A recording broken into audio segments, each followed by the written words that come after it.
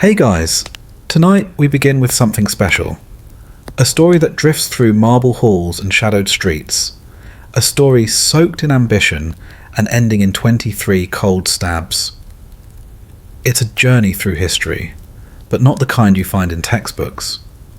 This is history told in whispers, in sleepless hours, where the weight of time presses softly on your thoughts until the world outside fades away. Before we step into tonight's story, take a second to like this video and subscribe, so these mysteries can reach others in your family too.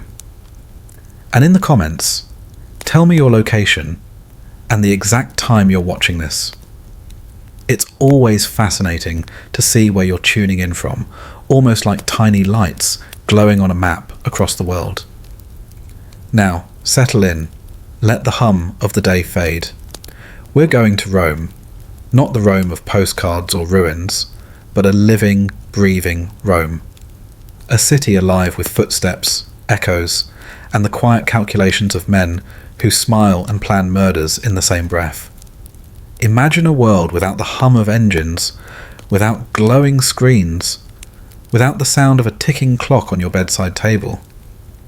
Instead, the world breathes in stone and dust. The air is heavy with smoke from torches, the smell of sweat and iron, and the distant murmur of voices that speak of politics, loyalty, and betrayal. It is the 1st century before Christ, and the stage is Rome. Rome is not just a city, it is an empire in the making. A restless beast stretching its limbs across seas and mountains, hungry for land, hungry for glory, and yet trembling under its own weight. For centuries, Rome was a republic built on the idea that no single man should hold all the power.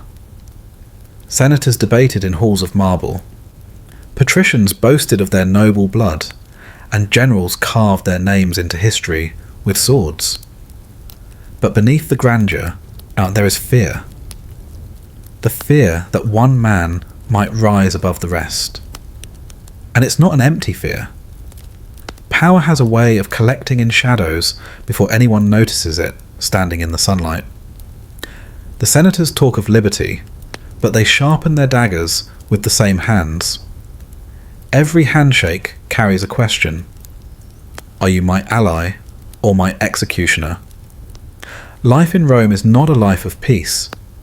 It is a delicate performance, a masquerade where ambition hides behind smiles and oaths sworn on the gods' names. Men of politics walk through marble corridors with sandals that echo louder than their words, glancing over their shoulders for enemies that were friends yesterday. In the crowded forums, voices rise like waves, senators giving speeches about virtue while their slaves hold parasols to shield them from the sun. The common people, the plebeians, pressed together in the streets, selling bread, gambling on dice, whispering about wars they do not fight, and rulers they do not trust. And above them all, the aristocrats feast on couches in their villas, sipping wine sweetened with honey, dining on roasted peacock, their laughter rolling out into gardens lit by oil lamps. But that laughter is never careless. Behind every joke, there is calculation. Every nod hides a strategy. This is Rome, a city where a man's future is written not by destiny, but by alliances.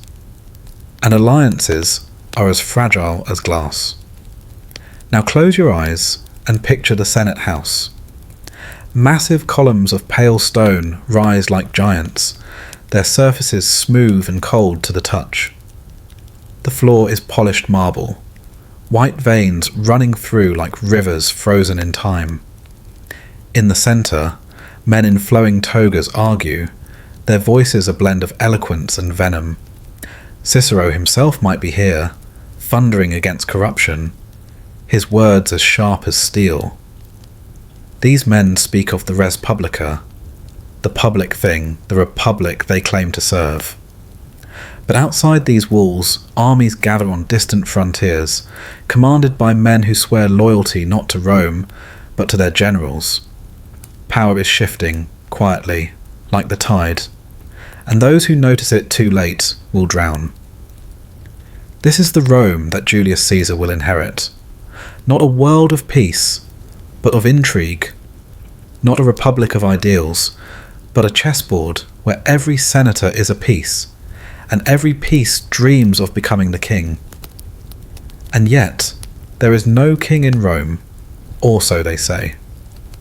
The Romans hate kings. They have hated them since they drove out Tarquin the Proud centuries ago.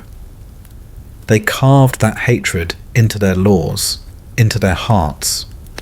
No man shall ever be called Rex, king, again. But ambition does not care about tradition. Ambition whispers in the dark, feeds on opportunity, and grows like ivy through cracks in the marble walls. Picture the streets at dusk. The sun sets behind the hills, bleeding orange light across the rooftops of Rome. The Tiber River glimmers, dark and sluggish, carrying the city's secrets downstream. Merchants close their stalls, shutters bang against stone, and the smell of bread drifts from bakeries as slaves carry baskets home. The streets are never silent. Rome does not sleep. In the Suburra, the poor quarter, voices rise from taverns. Drunken songs mingle with the sound of dice rattling in clay cups. In the wealthy districts, courtyards glow with lamplight as noble families dine, speaking softly of politics, of elections, of names that are rising, names like Caesar. But before we speak of him, before the man takes shape, we must understand the world that shaped him, because no life, no story exists in isolation. Every choice he will make is rooted in this soil, a soil watered by blood, by conquest, by ambition. Rome has enemies at her borders, Gaul to the north, restless tribes pressing against the Rhine, Parthia in the east, a shadow of Persia, watching with sharp eyes. Egypt, still rich and ancient, ruled by Ptolemies who cling to power like drowning men. And within Rome itself, there are enemies too, rival factions clawing at each other for dominance. The Optimates, the conservatives, champions of the Senate. The Populares, men who speak for the people, or at least pretend to, as long as it brings them votes. The streets echo with slogans. Power to the Senate, cry some. Land for the poor, shout others. Each voice is a thread in a web, pulling in different directions. And in this web, men rise and men fall. This is a dangerous age to be ambitious. Yet ambition burns brightest when the world grows dark. As night falls over the city, the torches flicker against the walls of temples where the gods watch in silence. Statues of Jupiter and Mars cast long shadows over the streets. Men walk wrapped in cloaks, their faces hidden, voices low. Deals are struck in whispers, oaths sworn on altars, and somewhere, perhaps in a quiet atrium, a young man dreams of greatness. He is not the only one. Rome is full of dreamers, but most will die unknown, their names swallowed by time. One name will not. Before dawn, the city stirs again. The clatter of hooves on stone, the cries of water sellers, the clang of blacksmiths at their forges. Life goes on, indifferent to the intrigues of the Senate. But beneath the ordinary rhythm, something is shifting. A republic is like a rope pulled too tight. It frays before it breaks. And the fraying has begun. By the time the sun rises high over the forum, the Senate will meet again. Voices will rise, hands will pound on marble benches, laws will be passed or broken. And outside, in the glare of the Roman sun, people will cheer or curse names they will never truly know. Power is moving, slowly, like a shadow across the floor, And when the shadow reaches its end, a blade will follow. But that is far ahead. For now, we leave the streets humming with life, the Senate murmuring in its chambers, and the city of Rome, magnificent, corrupt, glorious and doomed, waiting for the man who will change everything. Morning breaks over Rome with a pale light, soft as dust on marble. The Tiber glimmers faintly, and the streets begin to stir once again. Vendors set out their baskets of figs, olives, and bread, calling to early buyers. The scent of baking drifts through narrow alleys, where water trickles from fountains shaped like lions' heads. Above the chatter, the city's heartbeat can be felt, steady, relentless. Rome never truly sleeps. It only closes its eyes and waits for another day to bring its promises and its dangers. In a modest house on the slopes of the Subura, a child takes his first breath. He is not born in a palace, nor in the crumbling mud homes of the poor, but somewhere between. The world of the old aristocracy, proud but worn, holding to its name like a relic. His family claims noble blood, a line that traces itself back to Venus through the legendary Aeneas, the Trojan who fled the ashes of a burning city to plant the seeds of another. Such claims are less about truth and more about power. Yet in Rome, even stories have weight. This child is called Gaius Julius Caesar. His name is not yet heavy with history. It is just a name, whispered by his mother, Aurelia, as she holds him close. She is a woman of strength, stern and dignified, the kind who knows that survival in Rome is not given, it is taken. She will teach him much without ever speaking a word of it aloud. The house he is born into is part of the old patrician class, yet their wealth has thinned like the edge of a worn coin. They do not live in squalor, but neither do they feast like the richest of the Senate. His father, Gaius Julius Caesar the Elder, is a man of quiet ambition, a magistrate who moves carefully through the currents of Roman politics. He does not rise too high, does not fall too low. In Rome, balance is an art, but balance does not make legends. As the boy grows, the city becomes his classroom. The walls of Rome are covered in voices carved in stone, names of consuls, victories of generals, dedications to gods who watch with blank eyes. Each column and arch tells a story of men who dared to reach higher than the rest. Some names gleam bright, others are broken, their letters chipped away as though history itself sought to erase them. For a boy with sharp eyes, these silent warnings speak loudly. Glory is possible, but it is fragile.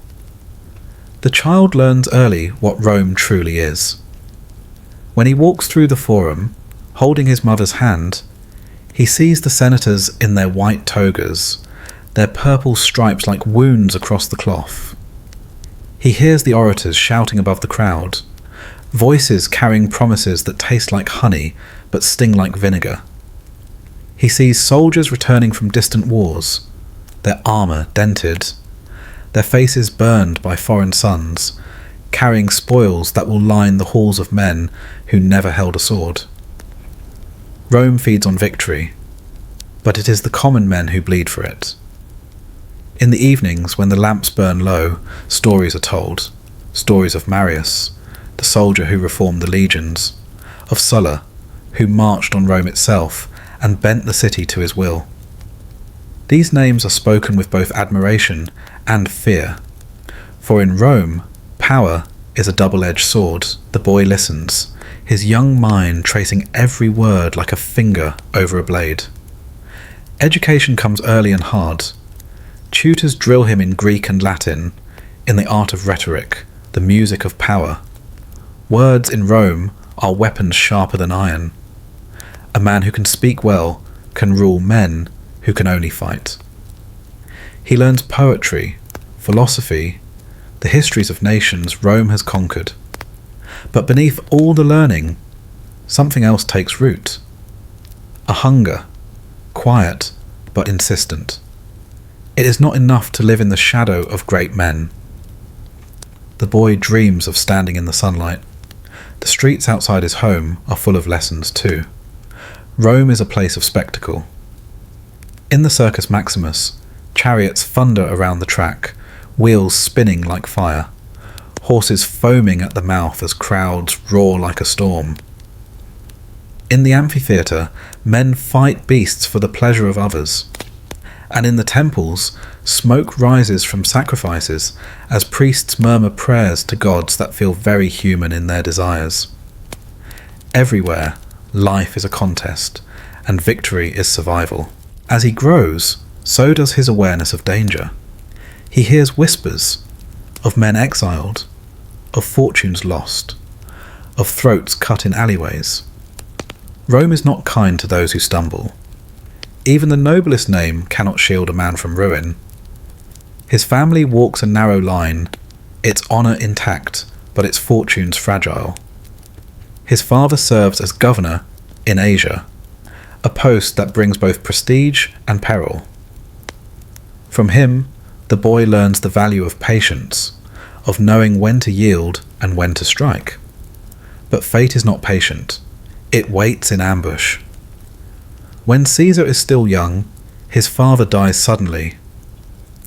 Death in Rome is not rare, but for this boy, it is a turning point.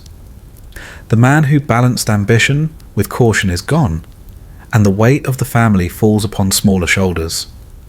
His mother becomes the anchor, holding fast against the currents that would pull them under. And through it all, the boy watches, learns, and remembers. Soon he will take his first steps into the world of men, a world where promises are as fragile as clay, and trust is a mask worn for convenience. But not yet. For now, he is still young enough to dream, old enough to understand that dreams in Rome come with a price. Outside, the city hums with life. The markets spill over with colour. Scarlet cloaks from the east, ivory from Africa, glass that shimmers like captured sunlight. Senators glide through the crowds like swans among ducks, their attendants clearing the way. Slaves run errands, heads bowed, sandals slapping against stone. And somewhere in that sea of faces, a boy walks, his eyes open wide, taking in every detail, the smell of wine, the gleam of gold, the sound of coins clinking in a moneylender's hand. Each sensation etches itself into his mind, a reminder of what the world offers and what it demands. Rome does not give freely. Everything must be taken. And already, in the quiet chambers of his heart, ambition begins to whisper, not in words, but in the shape of dreams that reach beyond the hills of the city, beyond the blue line of the horizon, into history itself. He does not yet know what it will cost. Night falls once more, settling over Rome like a velvet shroud. The lamps flicker in the courtyards, shadows stretch long across the streets, and the voices of the day fade into the hush of evening prayers. In a modest house, a boy closes his eyes, unaware of the storms that will one day break around his name. For now, he sleeps beneath the watchful eyes of ancestors carved in stone, their faces stern, their gaze unblinking, as if measuring the worth of the child who will bear their name into a future none of them could imagine. And so, in the silence of that Roman night, the world turns, slow and inevitable, drawing him closer to the path that will lead to glory, and 23 blades waiting in the shadows of history. Rome wakes with noise. Always noise. The bleating of goats being driven through the streets, the clatter of wheels on stone, the sharp call of vendors hawking olives and fresh loaves of bread. The smell of the city rises with the sun, a mingling of baked bread, crushed herbs, smoke from torches, and something less pleasant. The staleness of yesterday's refuse, the damp of narrow alleys where shadows linger. This is not the Rome of marble perfection poets will later sing about. This is a city alive with dust and ambition, with laughter and deceit, with sweat and blood. And in these streets, a boy becomes a man.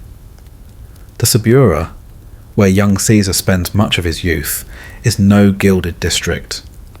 It is a neighbourhood of contradictions, where the noble and the notorious live side by side. Here, taverns open their doors to sailors from distant ports, dice rattle on wooden tables, and thieves slip through alleys like whispers of the night. Yet above the din, rising from the tangle of streets, stand villas belonging to families who trace their names back to the very roots of Rome. Caesar's family is among these, proud, ancient, but far from the wealthiest. It is a place where a boy can see the full spectrum of Roman life simply by walking a few streets, poverty crouching in doorways, opulence reclining on couches, and the thin line between the two. For a boy with eyes as sharp as his, every street corner is a lesson. He sees the men who shout for the populares, promising grain and land to the common folk. He sees the clients waiting outside the homes of powerful patrons, ready to follow them through the forum in exchange for a day's bread. He notices the soldiers swaggering home from campaigns, their swords hanging at their sides, their stories loud and full of triumph. He listens. He remembers. The forum is where he lingers longest. It is the heart of Rome. Not a quiet heart, but one that beats like a drum, steady and unrelenting. Here, everything happens.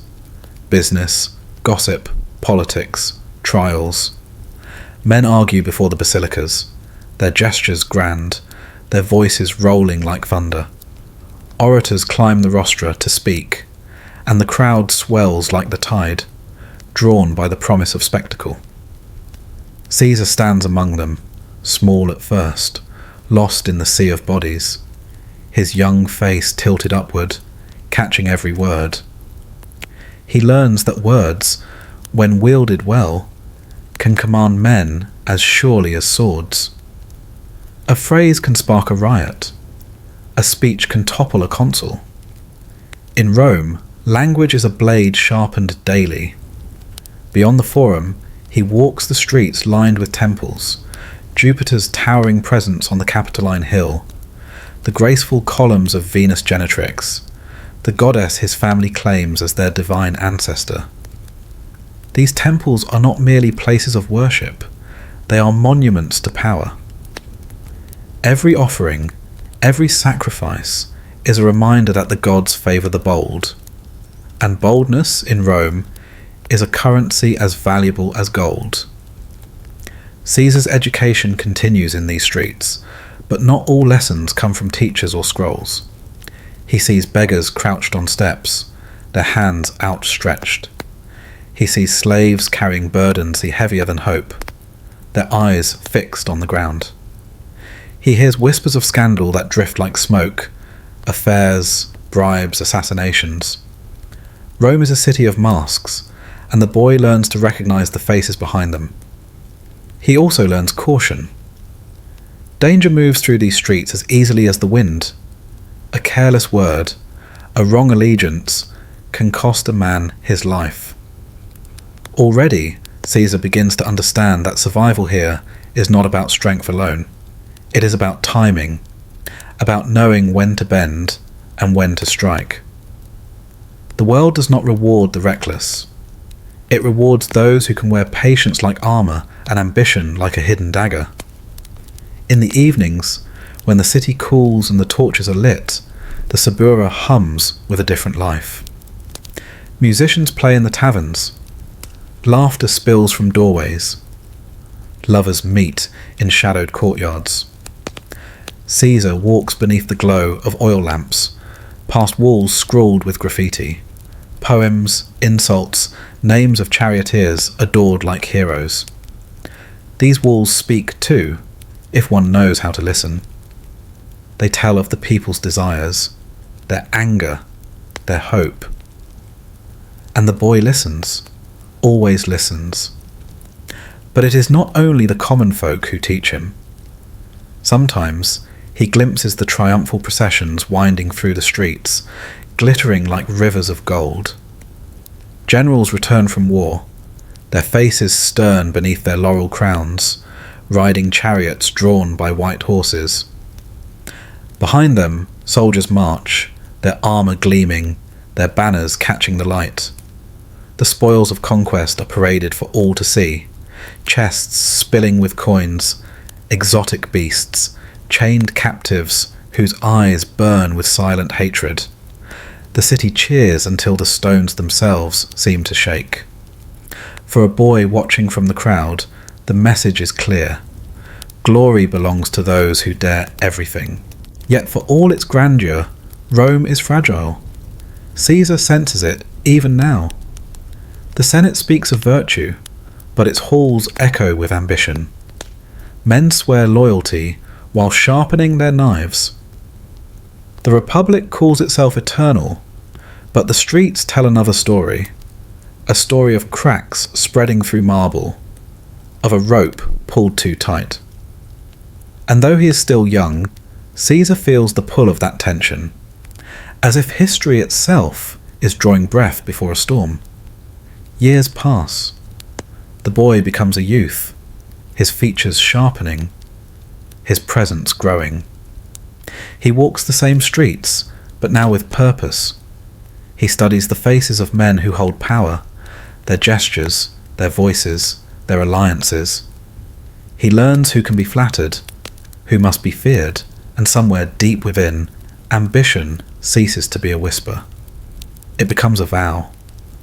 One day, as he stands in the forum, listening to an orator whose words ripple through the crowd, he realizes something. The man on the rostra commands hundreds, not with swords, but with syllables. Caesar feels a thrill run through him, cold and electric. This, he thinks, is the true art of Rome.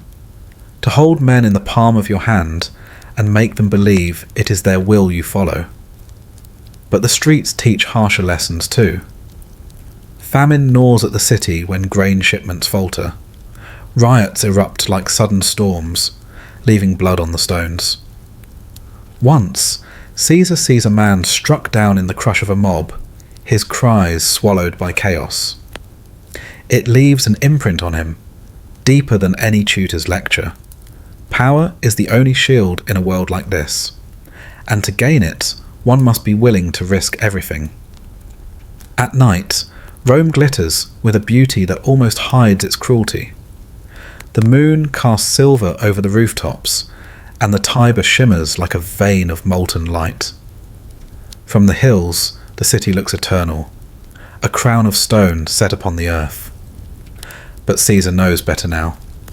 Eternity is an illusion. Everything, cities, laws, even empires, can fall. What matters is leaving a mark before they do. He walks home through the hushed streets, past the silent temples and the shadowed porticos, where statues stand like ghosts of men who once ruled and now rule nothing. Their blank eyes seem to watch him, to measure him, as though asking whether his name will join theirs, or vanish like dust. And so, under the indifferent gaze of the stars, a resolve hardens. The streets have given him more than lessons. They have given him hunger, the kind that cannot be fed with bread or coin, the kind that demands a place in history, even if it must be bought with blood. For now, he says nothing. He moves through the city like any other young man, his toga plain, his step unhurried. But behind his calm eyes, the future is already taking shape.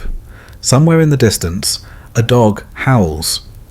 A cart rattles over the stones. Rome breathes, restless, never still. And in its heart, among the shadows and the torches, walks a youth who will one day stand at the centre of everything. The Senate's pride, the people's hope, the Republic's undoing. The streets have shaped him. And soon, he will shape the world. The years slip by like whispers in marble halls. Rome grows no quieter, no safer. The streets still hum with the same rhythm, merchants shouting in the marketplaces, senators striding through the forum with their retinues trailing behind, soldiers returning from campaigns to cheers that echo off the stone walls. But for Caesar, these are no longer the sights of a boy's wonder. They are the backdrop of his ascent. He is no longer an observer pressed into the crowd, straining to hear the voices of orators. Now, men notice when he enters a room. His toga is still simple, yet the way he wears it, carelessly elegant, almost defiant, draws eyes. There is a grace in his movements, a sharpness in his words, the kind that makes men pause, if only for a heartbeat, before speaking in his presence. His rise does not begin with thunder. It begins with a marriage. Cornelia, a name spoken softly in the atriums of Rome, though it carries weight heavier than gold. She is the daughter of Lucius Cornelius Cinna, a man whose name is written deep into the politics of the populares. Through her, Caesar ties himself to a faction that promises power by standing for the people, though standing for the people is as much a weapon as any gladius. The Optimates, guardians of tradition and privilege, scowl at the match. The populares smile, and in this city, a smile can mean many things. The wedding feast glows with lamplight and murmured conversations, the clink of goblets mingling with the soft notes of a lyre. Men of influence drift through the atrium like shadows, their words honeyed, their thoughts sharpened. Caesar watches them all, speaking when needed, listening when not. He learns that in Rome, a man's future can turn on a single gesture, a single glance exchanged across the table. But fortune is a fickle goddess, and in the same breath that she grants favour, she demands payment. When Cinna dies and Sulla rises, the world tilts. Sulla, the general, the dictator, the man whose very name chills conversations into silence. His victories in the East have brought him power beyond law, and with that power, he begins to purge Rome of enemies. Prescriptions, death lists, are posted in the forum, names inked in black that might as well be carved in bone. Men wake to find themselves condemned.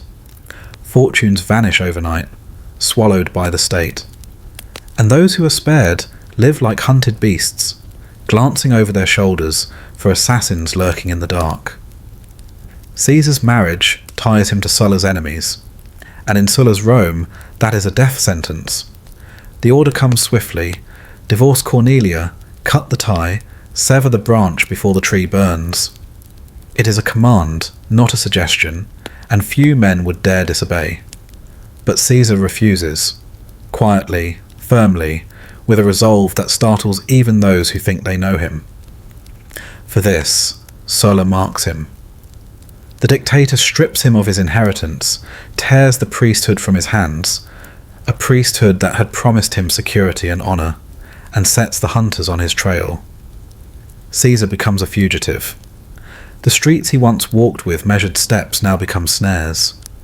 He moves in secret, slipping through alleys, seeking shelter where he can.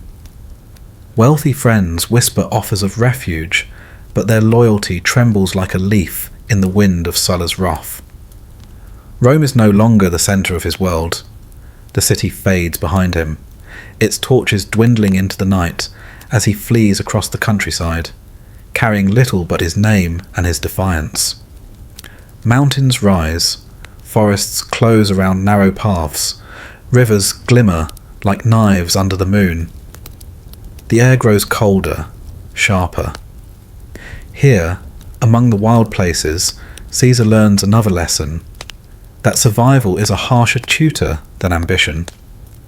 He grows lean. His hands, once soft with the ease of privilege, harden. Fever grips him in some nameless village, the kind that burns the body hollow. but still he clings to life.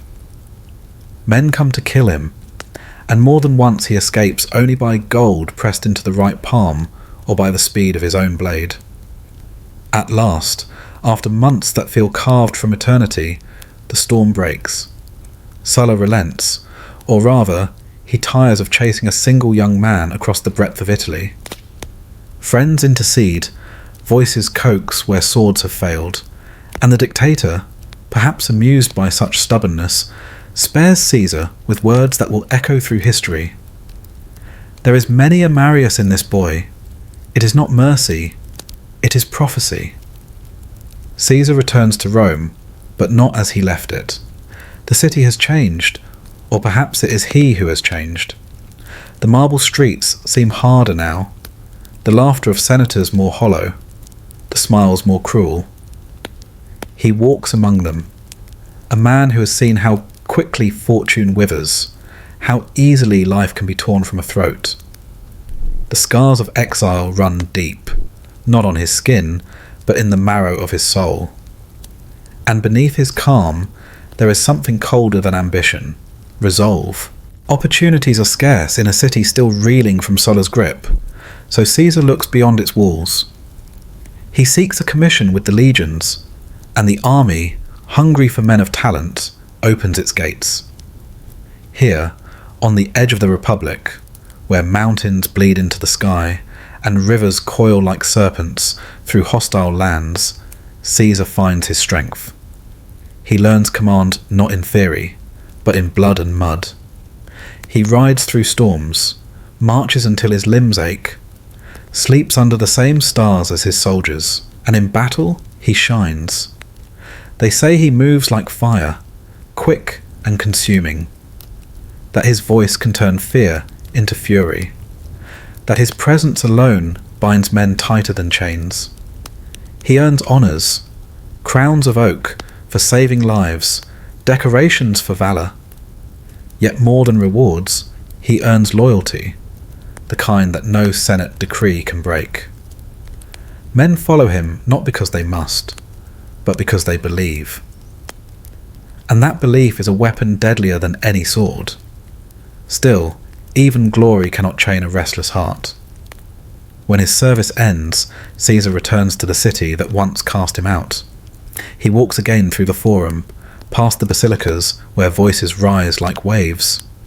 But now, men notice him not as a youth lingering in the crowd, but as a name spoken in guarded tones.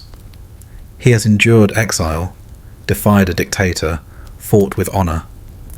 Rome begins to whisper of him, and whispers, in this city, are seeds that bloom into storms. Caesar enters politics, not with a shout, but with a smile. He prosecutes corrupt governors, his words slicing through the courts like steel through silk. He speaks with elegance, with fire controlled and focused, and the people listen, always the people. For in Rome, power flows not only from the Senate's marble benches, but from the voices that fill the Forum, from the hands that cast votes into the urns.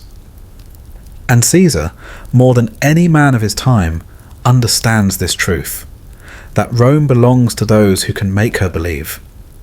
And so he rises, not in sunlight, but in the half-light where shadows gather, where alliances form and fracture like glass.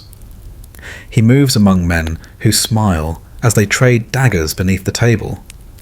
He dines in villas where laughter masks calculation, where toasts to friendship are drunk from cups rimmed with poison. The air grows thick with intrigue, with the scent of power too sweet to resist. And in that air, Caesar breathes deeply. Above the city, the Capitoline gleams under the fading light of day. Statues cast long shadows over the Forum, their stone faces blank, their eyes blind.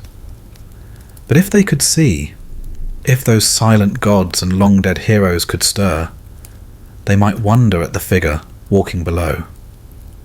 A man neither king nor yet conqueror, but something sharper, something waiting.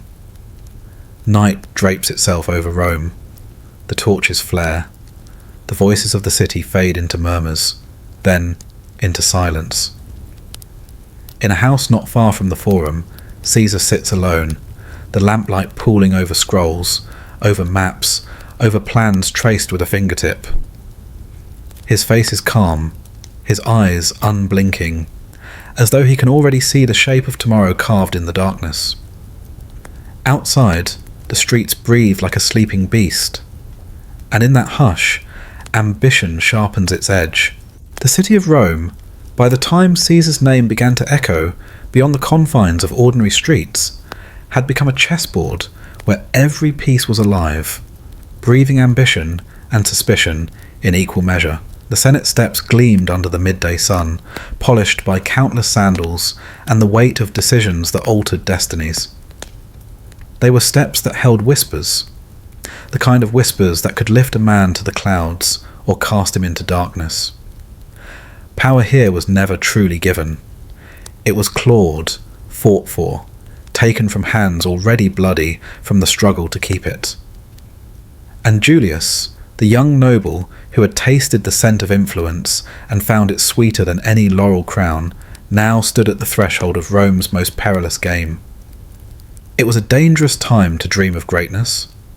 The Republic, though proud of its traditions, was fractured like an old marble column, elegant in its cracks, but threatening to collapse under its own weight.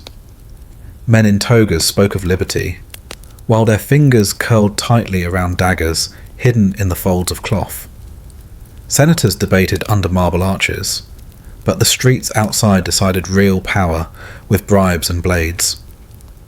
Rome's glory was a fragile illusion, and Caesar was learning that behind the oratory and ideals, politics was a theatre where masks hid the face of treachery. He knew this as he walked among the colonnades, his footsteps steady yet measured. His tunic was simple, but his presence was anything but. People noticed.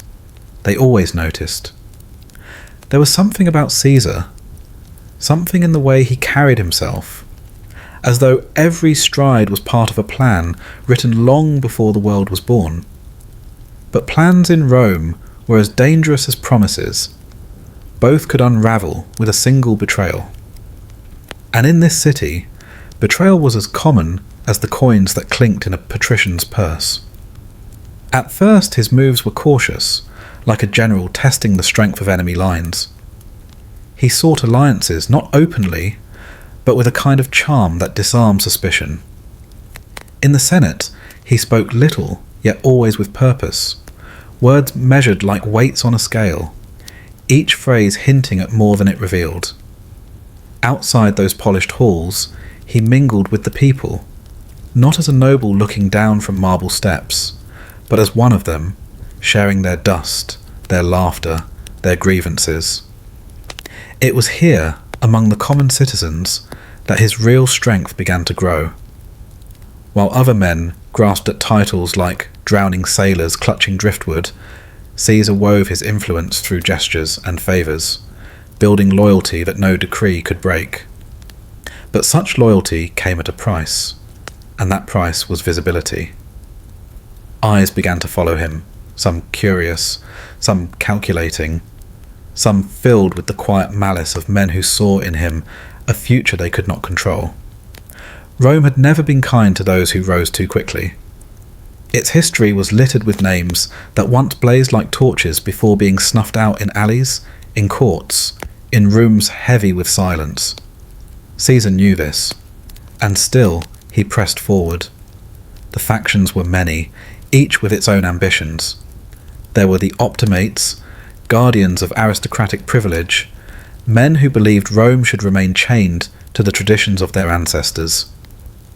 And there were the populares, champions of the common people, or so they claimed, men who spoke of reform while pocketing bribes from those very reforms.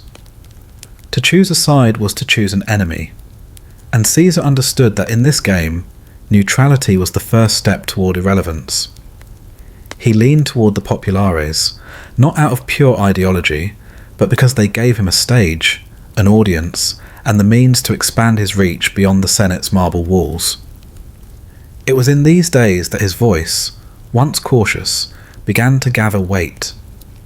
He spoke in the Forum, where words could stir men like winds across the Tiber. His speeches were not the dry recitations of tradition that others delivered like offerings to a forgotten god. They were living things, vibrant and sharp, painting visions of a Rome renewed, stronger, freer from the grip of greed. And people listened. They listened because he made them feel seen. And in a city where most were invisible, that was a power greater than any law. But popularity, in Rome, at all dwużysto edu umsword. With every cheer that rose in the Forum, a scowl deepened behind the Senate doors. Men of ancient lineage muttered his name like a curse, branding him a demagogue, a threat to the very fabric of the Republic. They did not see reform, they saw revolution. And in the polished mosaics of their villas, they began to speak of limits. Limits to ambition, limits to power, limits to how far one man could rise without bringing the whole edifice down. Yet Caesar pressed on, for ambition once awakened does not sleep. He cultivated friendships that mattered, not just among politicians, but among men who commanded legions, men whose loyalty could outweigh 100 senatorial decrees.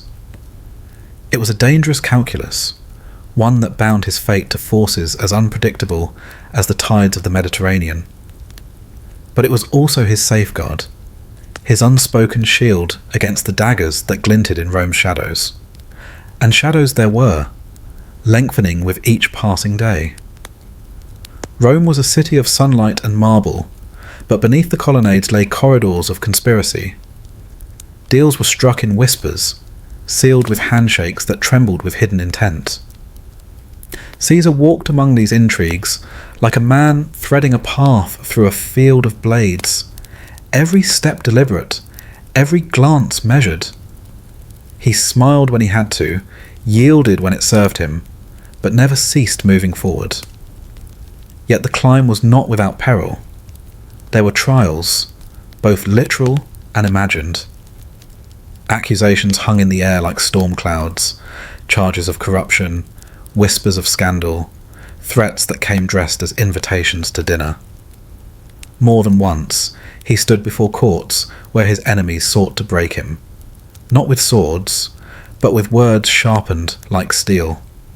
And each time he walked away, not unscathed but unbroken, his name echoing louder with every attempt to silence it. In this game, survival was victory, and Caesar, with his keen mind and unyielding will, was learning the rules faster than those who wrote them. But rules in Rome were fragile things, bending under the weight of ambition, shattering when pressed too far. And so, as the city basked in the glow of its own grandeur, a storm was gathering. A storm that would sweep through temples and forums alike, leaving behind a Rome forever changed. For now, though, the pieces were still in motion, sliding across the board with a grace that belied their danger. Caesar stood among them, neither king nor pawn, but something else entirely, something the Republic had not yet named. And as the sun dipped behind the 7 hills, casting long shadows over the Tiber, those who watched him knew one thing. In this dangerous game, the man who smiled too easily was often the one planning the boldest move. And so, the night crept over Rome, settling like a velvet cloak, hiding the faces of those who plotted by lamplight. Their voices rose in hushed tones, weaving futures they hoped to control. But outside, beyond their walls, the city breathed, unaware of the tempest coiling in its heart, a tempest that bore the name Julius Caesar. The streets of Rome had always been noisy, but now their echoes seemed to carry whispers far more dangerous than the clamour of carts and vendors. Julius Caesar walked among the throngs with the confidence of a man whose name was beginning to carry weight, yet his eyes were sharp, scanning, calculating. He had learned by now that Rome was not a city built on marble. It was built on promises. Promises made, broken, and traded in the shadows of temples and in the dim corners of taverns where men spoke in hushed tones about power. By this point, Caesar was no stranger to the games of favour and influence. He had charmed the masses with his generosity, dazzled them with his oratory, and unsettled the Senate with his ambition. Yet the world he was navigating now was treacherous beyond measure. Rome was a beast, and anyone who thought they could tame it was often devoured first. For Caesar, every step forward meant stepping deeper into the coils of alliances so fragile they could shatter with a single whisper. Friends in Rome were rarely friends in truth. They were tools, weapons, or shields, and Caesar understood that perfectly. He began to weave a web that stretched from the slums of Subura to the polished marble halls of the Forum. On one end were the common people, who adored him for his bold reforms and lavish games. On the other end were the elites, men who sneered at his lineage but recognized the dangerous gleam of destiny in his eyes. He needed them all, and they needed him, though few would admit it. One of the first pillars of this network was Marcus Licinius Crassus. If Rome had a man who could buy the sun and sell its rays for profit, it was Crassus. The wealthiest man in the city, his coffers ran deeper than the Tiber, and yet wealth alone did not satisfy him. He craved influence, the kind that made senators bow their heads and consuls hesitate before speaking his name aloud. Caesar gave him that path. In return, Crassus opened his vaults for Caesar's ambitions, funding campaigns, paying debts, ensuring that Caesar's rise would not be shackled by poverty. But Crassus was not a man given freely. He was cautious, calculating, and suspicious of anyone who smiled too easily. Caesar had to convince him, not with flattery, but with proof that their fortunes could rise together. And so, dinners were held in opulent atriums, scrolls of accounts exchanged for whispered strategies. Crassus provided gold, Caesar provided vision. Together, they began to tilt Rome's balance ever so slightly. Then there was Pompey. Magnus, they called him, the Great. A soldier whose victories had painted the map with Rome's colours. While Crassus dealt in coin, Pompey dealt in glory. His legions adored him. His reputation cast long shadows across the Forum. But for all his triumphs on distant battlefields, Pompey found himself uneasy in the political labyrinth of Rome. The Senate mistrusted him. Old aristocrats mocked his simple speech, and rivals nipped at his heels. Caesar offered him something neither victory nor wealth could guarantee: validation. The promise that Pompey's greatness would not fade in the pages of history, that his name would stand eternal, alongside those who shaped empires. The bond between these three men, Caesar, Crassus, and Pompey, was not sealed in ink, nor spoken aloud in the Senate. It was an understanding, a pact forged in quiet, where ambition spoke louder than loyalty. Later it would be called the First Triumvirate, though at the time it was little more than an agreement among men who needed each other more than they dared admit. And yet, alliances in Rome were like glass, transparent, fragile, and dangerous when shattered. Each man looked at the other with both trust and doubt, as if watching a partner dance too close to a blade. They were allies, yes, but only as long as their interests aligned. The moment they diverged, daggers would replace handshakes. Beyond these towering figures, Caesar courted others: senators, tribunes, priests of the old cults, even gladiators who fought for cheers in the blood-soaked sands. He understood something few did. Rome was not ruled by law alone. It was ruled by perception. Appear powerful, and men would bow. Appear weak, and they would carve your name off the stones as if you had never lived. So, Caesar built an image of strength, of confidence so unshakable that it seemed to defy the storms gathering over the Republic. But the more allies he gathered, the more enemies sharpened their knives in the shadows. There were whispers in the Senate. Too ambitious. Too dangerous. A threat to tradition. The Optimates, the guardians of the old order, watched him with eyes like hawks circling prey. Men like Cato the Younger, who clung to ideals as rigid as marble, saw in Caesar not a leader, but a tyrant in the making. They despised his methods, his populism, his flair for spectacle. To them, Caesar was an infection in the veins of the Republic, and they intended to cut him out before he consumed the body entirely. This was the paradox of Rome. Every alliance was a spark, every rivalry a fuse. The city was a tinderbox of pride and power, and Caesar moved through it like a man walking with a torch in hand. One wrong step, and the flames would devour everything. Yet he thrived on that danger. Perhaps it was vanity, or perhaps the quiet certainty that fate had carved his name into destiny's scroll long before he was born. Whatever the reason, Caesar played the game not with hesitation, but with a gambler's grin. He promised reforms to the poor, glory to the soldiers, an opportunity to those who placed their faith and their fortunes in his hands. Still, trust in Rome was never more than a word, as fragile as the wax seals on Senate decrees. Crassus feared Pompey's legions. Pompey envied Caesar's rising star. And Caesar, well, Caesar trusted only in himself. Even as they clasped hands in agreement, each man wondered how long before those same hands would draw steel against him. And in the quiet corners of the Curia, where senators gathered in whispers, the question was already being asked. How far will Caesar go? And how far are we willing to let him?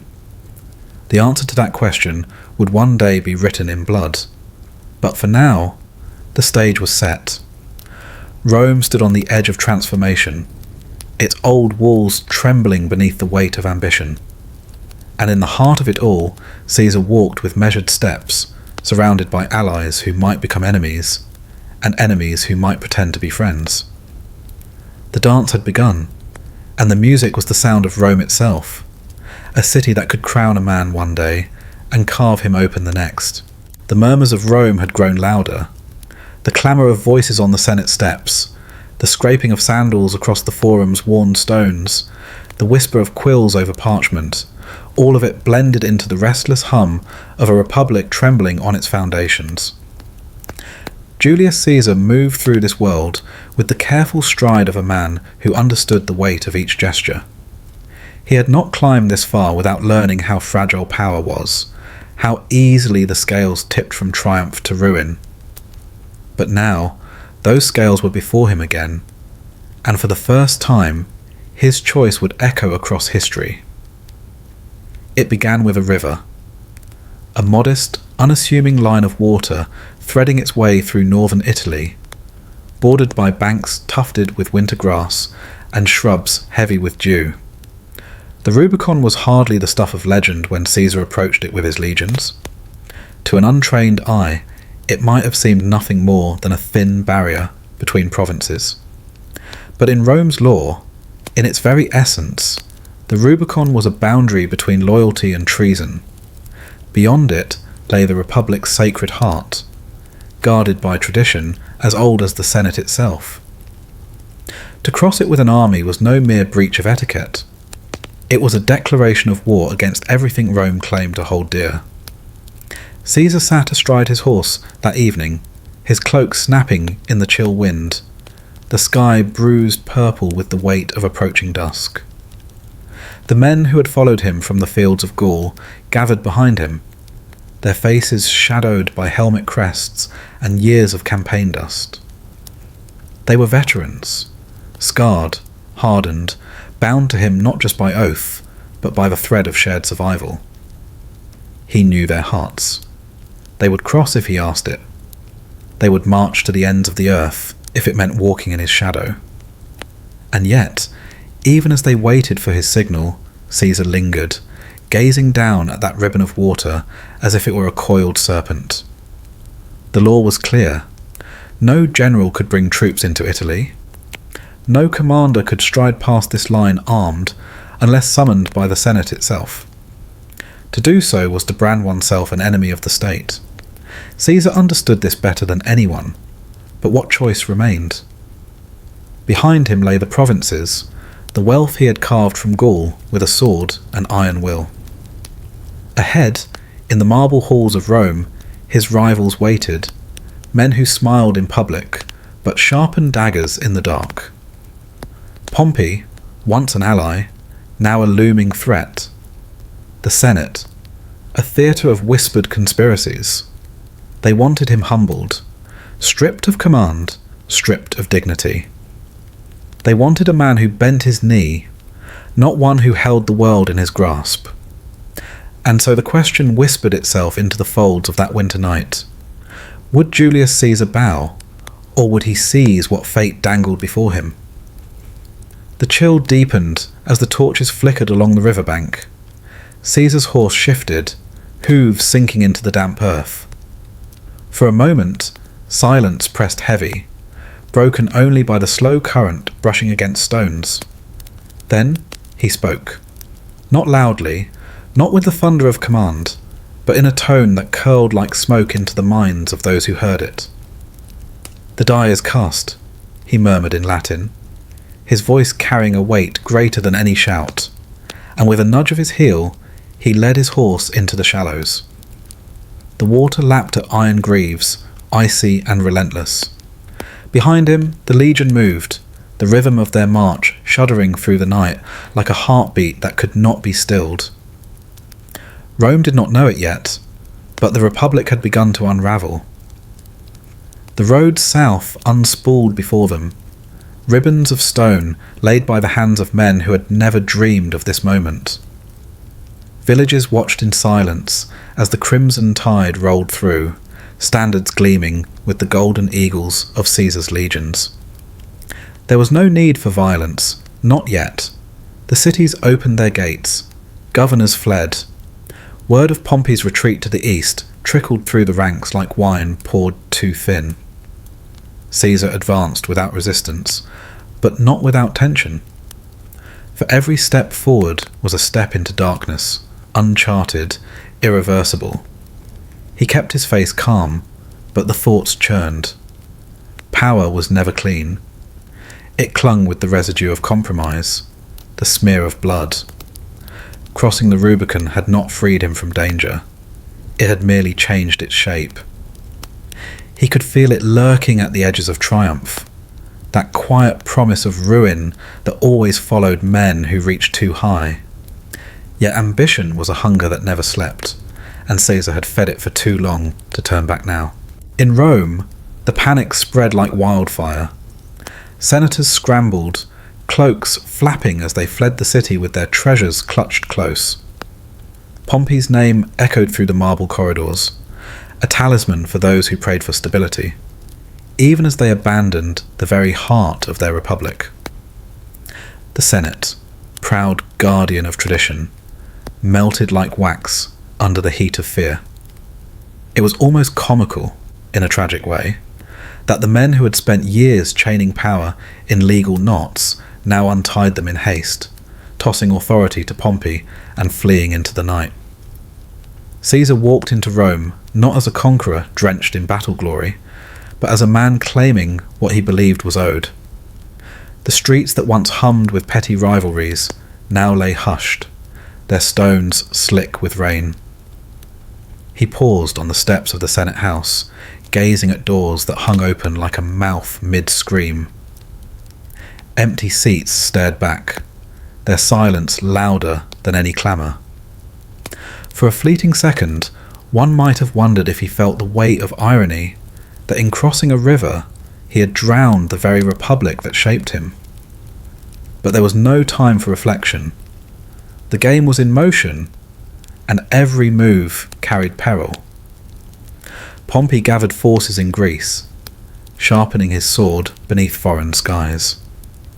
The The Senate's loyalty tilted like a loose coin, glittering on whichever side fortune fell. And Caesar, for all his victories, knew that glory was brittle. He needed speed. He needed precision.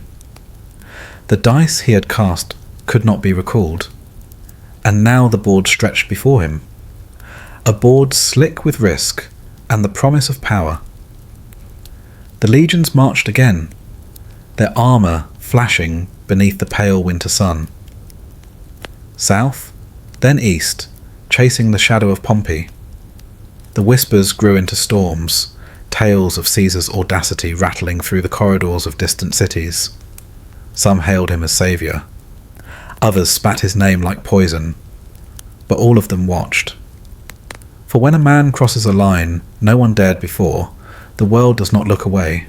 And so the die rolled on through mountains veined with frost, across fields where the stubble of harvest crackled beneath the boots of soldiers, into harbours where the wind smelled of salt and war.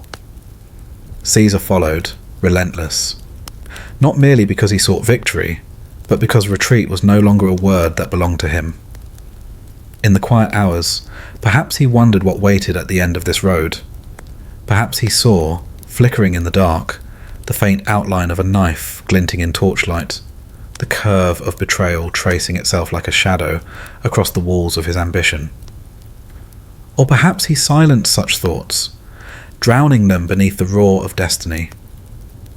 For now, there was only the march, the sound of iron striking stone, the breath of horses curling into the cold air. The Republic had been a delicate thing, held together by oaths and habit, by men who pretended that power could be shared without blood. But those illusions had cracked. And Caesar, whether hero or tyrant, saviour or destroyer, had placed his foot upon the fracture. The river lay behind him now, its waters carrying the ghost of an old order. Ahead stretched a road lined with triumphs and traps, laurels and daggers. The crossing was done. The game had begun. And Rome would never be the same. The air was cold that morning, sharper than usual, as if the chill itself carried a warning. The river lay ahead, silent and dark, its current moving with an indifference that belied the weight of what was about to happen. It was not a grand river. To anyone else, it was a modest stream, hardly the kind that poets immortalize or emperors carve into marble. And yet, for centuries, its name would echo louder than oceans, the Rubicon. Julius Caesar sat on his horse at the edge of the water, his gaze fixed not on the ripples but on the invisible line it represented.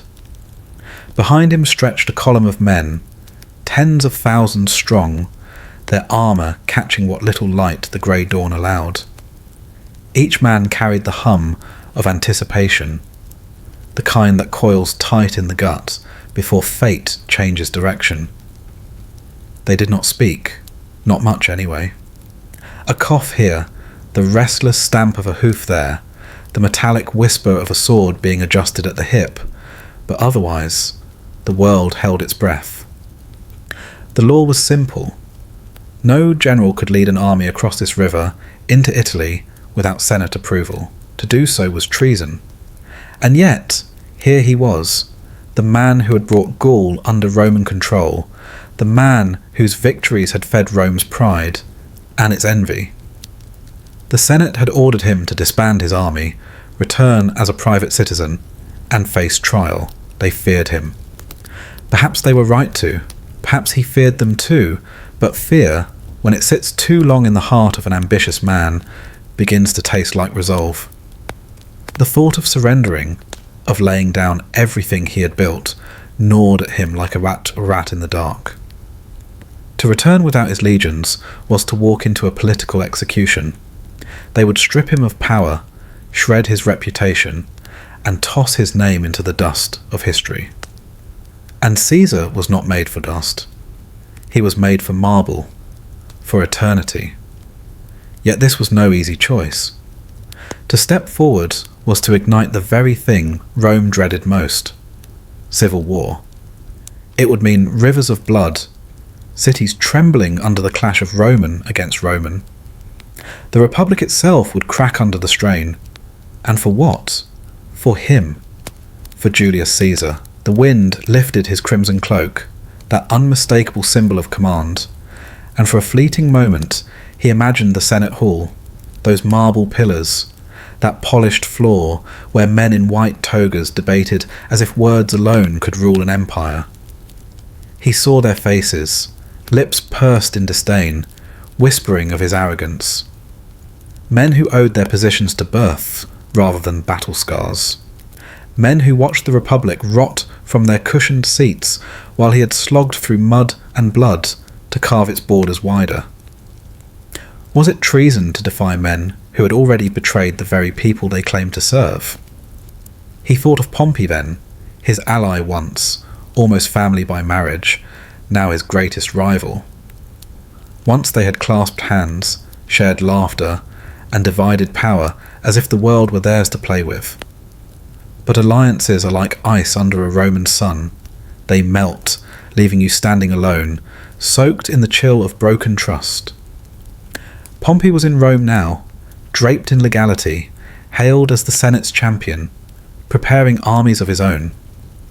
The game had shifted from politics to survival. A horse shifted uneasily behind him, breaking his reverie. His men were waiting. They did not need speeches. They needed certainty. Soldiers do not follow hesitation. They follow resolve. And so, Julius Caesar, the man who could weave words as skillfully as swords, spoke almost to himself, but loud enough for the nearest to hear. The die is cast. And with that, he urged his horse forward. Hooves struck water, sending ripples racing across the surface like whispers of history. The sound was not dramatic, not the thunderclap of destiny one might imagine, just the steady splash of a horse wading into a stream. Yet in that unremarkable sound, the world changed. One by one, the legions followed, standards lifted high, the eagle glinting faintly as the first rays of sun bled into the skin. Men who had faced barbarian hordes without flinching now crossed with quiet reverence, aware they were stepping not just into Italy, but into legend. Shields caught droplets like beads of glass. Boots sank into the wet earth on the far bank, carrying with them the weight of an empire's future. When the last man crossed, the Rubicon lay behind them, deceptively calm, as if mocking the storm it had just unleashed. Ahead stretched the road to Rome, a road paved not just with stones, but with choices that could not be unmade.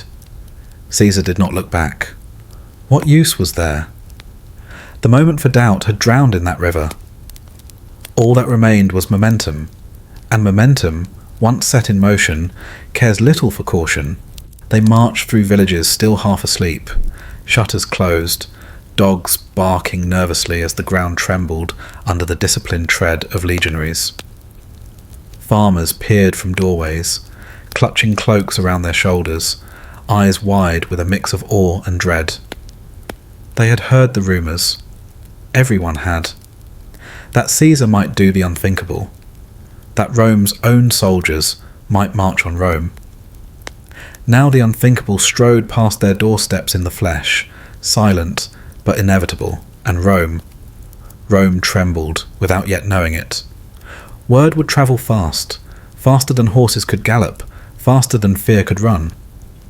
By the time the sun reached its zenith, senators would be shouting beneath the vaulted ceilings, voices cracking with panic. Some would demand negotiation, others swift vengeance. But deep down, they all knew the truth. The republic they claimed to protect was already slipping through their fingers like sand. Pompey, the Senate's sword, would not sit idle. Already plans were unfurling like banners in the wind, armies to raise, alliances to summon, cities to fortify. The die was cast for him too, though he might not yet admit it. As the legions pressed southward, Caesar allowed his thoughts to wander, not into doubt, but into the cold arithmetic of power. Every decision now was a gamble. Who to court? who to crush, how to hold Italy before Pompey regrouped. War was not fought only with steel, it was fought with coin, with loyalty, with timing, and loyalty, that fickle currency, was never truly bought, only borrowed. Messengers rode hard ahead of him, bearing proclamations not of conquest, but of necessity. Caesar framed his act not as ambition, but as defence. Defence against a corrupt Senate, against enemies who sought his ruin. It was a clever fiction, and like all good fictions, it contained enough truth to make men believe. For had they not tried to strip him of his command? Had they not sought to humble a man who had given Rome glory? And so, towns opened their gates. Tribunes sympathetic to his cause lent their voices, their influence. He was not marching as a barbarian invader, he was marching as a Roman, reclaiming Rome from those who had forgotten its soul, or so the story went. But stories are dangerous things. They have a way of turning on their authors. As night fell on the first day beyond the Rubicon, campfires bloomed like stars scattered across the earth. The men ate in silence, or spoke in low murmurs, their breath fogging in the chill. Some laughed too loudly, forcing cheer, as if to drown out the quiet knowledge that tomorrow they might face former comrades across a battlefield. War among Romans, it had an ugliness no foreign war could match. Caesar sat apart, a map spread before him, the flames painting his face in shifting amber. His expression was unreadable, the mask of a man who understood that every road from here led to blood. Perhaps he felt the weight of it then, the friends who would fall, the cities that would burn, the republic that would shatter under the strain. Or perhaps he felt only the pull of destiny, that intoxicating certainty that he was meant for more than the chains of senatorial whims. Somewhere beyond the dark hills, the Tiber rolled on toward Rome, and beyond that river, the city slept uneasily, unaware that its dreams were ending. History would later dress this moment in grandeur, gild it with drama, make it seem as though the heavens themselves paused to watch. But in truth, it was simple. A man on a horse crossing a shallow river with an army behind him. No fanfare, no omen in the sky, just the soft rush of water over stones, and a sentence murmured into the cold air. The die is cast. And with that, the world tilted. The streets of Rome no longer whispered, they hummed with expectation. Soldiers in their polished armour lined the avenues, not in the rigid posture of war, but in the measured stance of guardianship. The Senate still met, its marbled halls echoing with voices that claimed power, but lacked the weight to enforce it. And at the centre of this intricate web sat one man, Julius Caesar, wrapped in a cloak of authority that seemed too vast for any mortal to bear, yet too fragile to hold forever. He had become the figure who could command legions with a glance, silence critics with a gesture, and tilt the fate of an empire with a single decision. But power, as it often does, had started whispering a promise that men rarely resist, that they could be more than a man. It had been months since the civil war had torn across Italy, leaving behind the ghosts of battles fought in valleys and rivers with the colour of loyalty and betrayal. The dust had settled in favour of Caesar. Pompey, his old ally and rival, lay dead in Egypt, a death that came not by Caesar's hand, but by the misguided zeal of foreign courtiers who believed that offering the general's severed head would win favour. They had misread the man. Caesar had wept at the sight of Pompey's lifeless features, not for sentiment alone, but for what the death symbolised. An end to an era where the old republic still had champions to defend its fragile traditions. With Pompey gone, there were no rivals left strong enough to challenge him openly.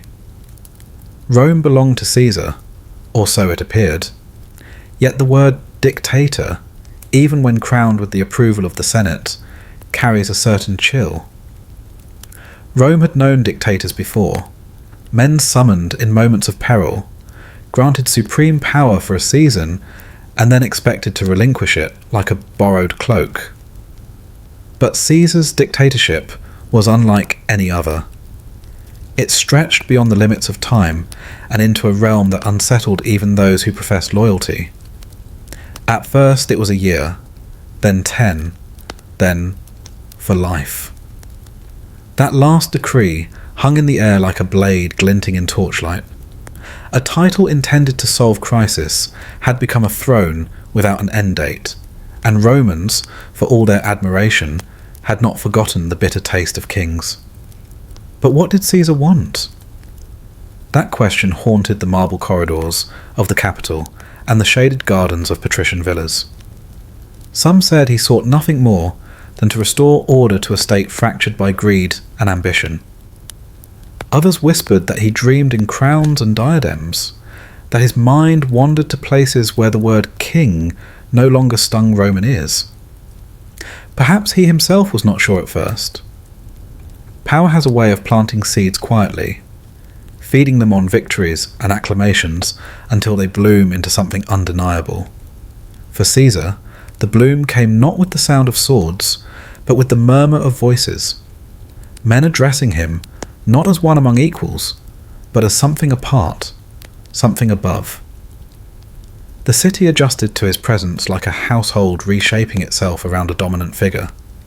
Statues rose, bearing his likeness with laurels that glimmered in the sunlight. His image appeared on coins, their silver faces carrying the weight of a message few dared to voice, that one man had become the axis around which the Republic spun.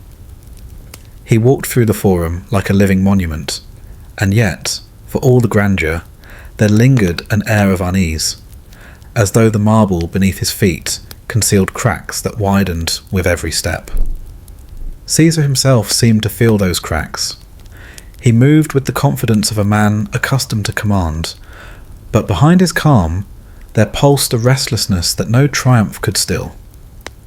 He filled his days with plans, laws to reform the calendar, projects to reshape Rome, visions of campaigns that would carry his name beyond the edges of the known world.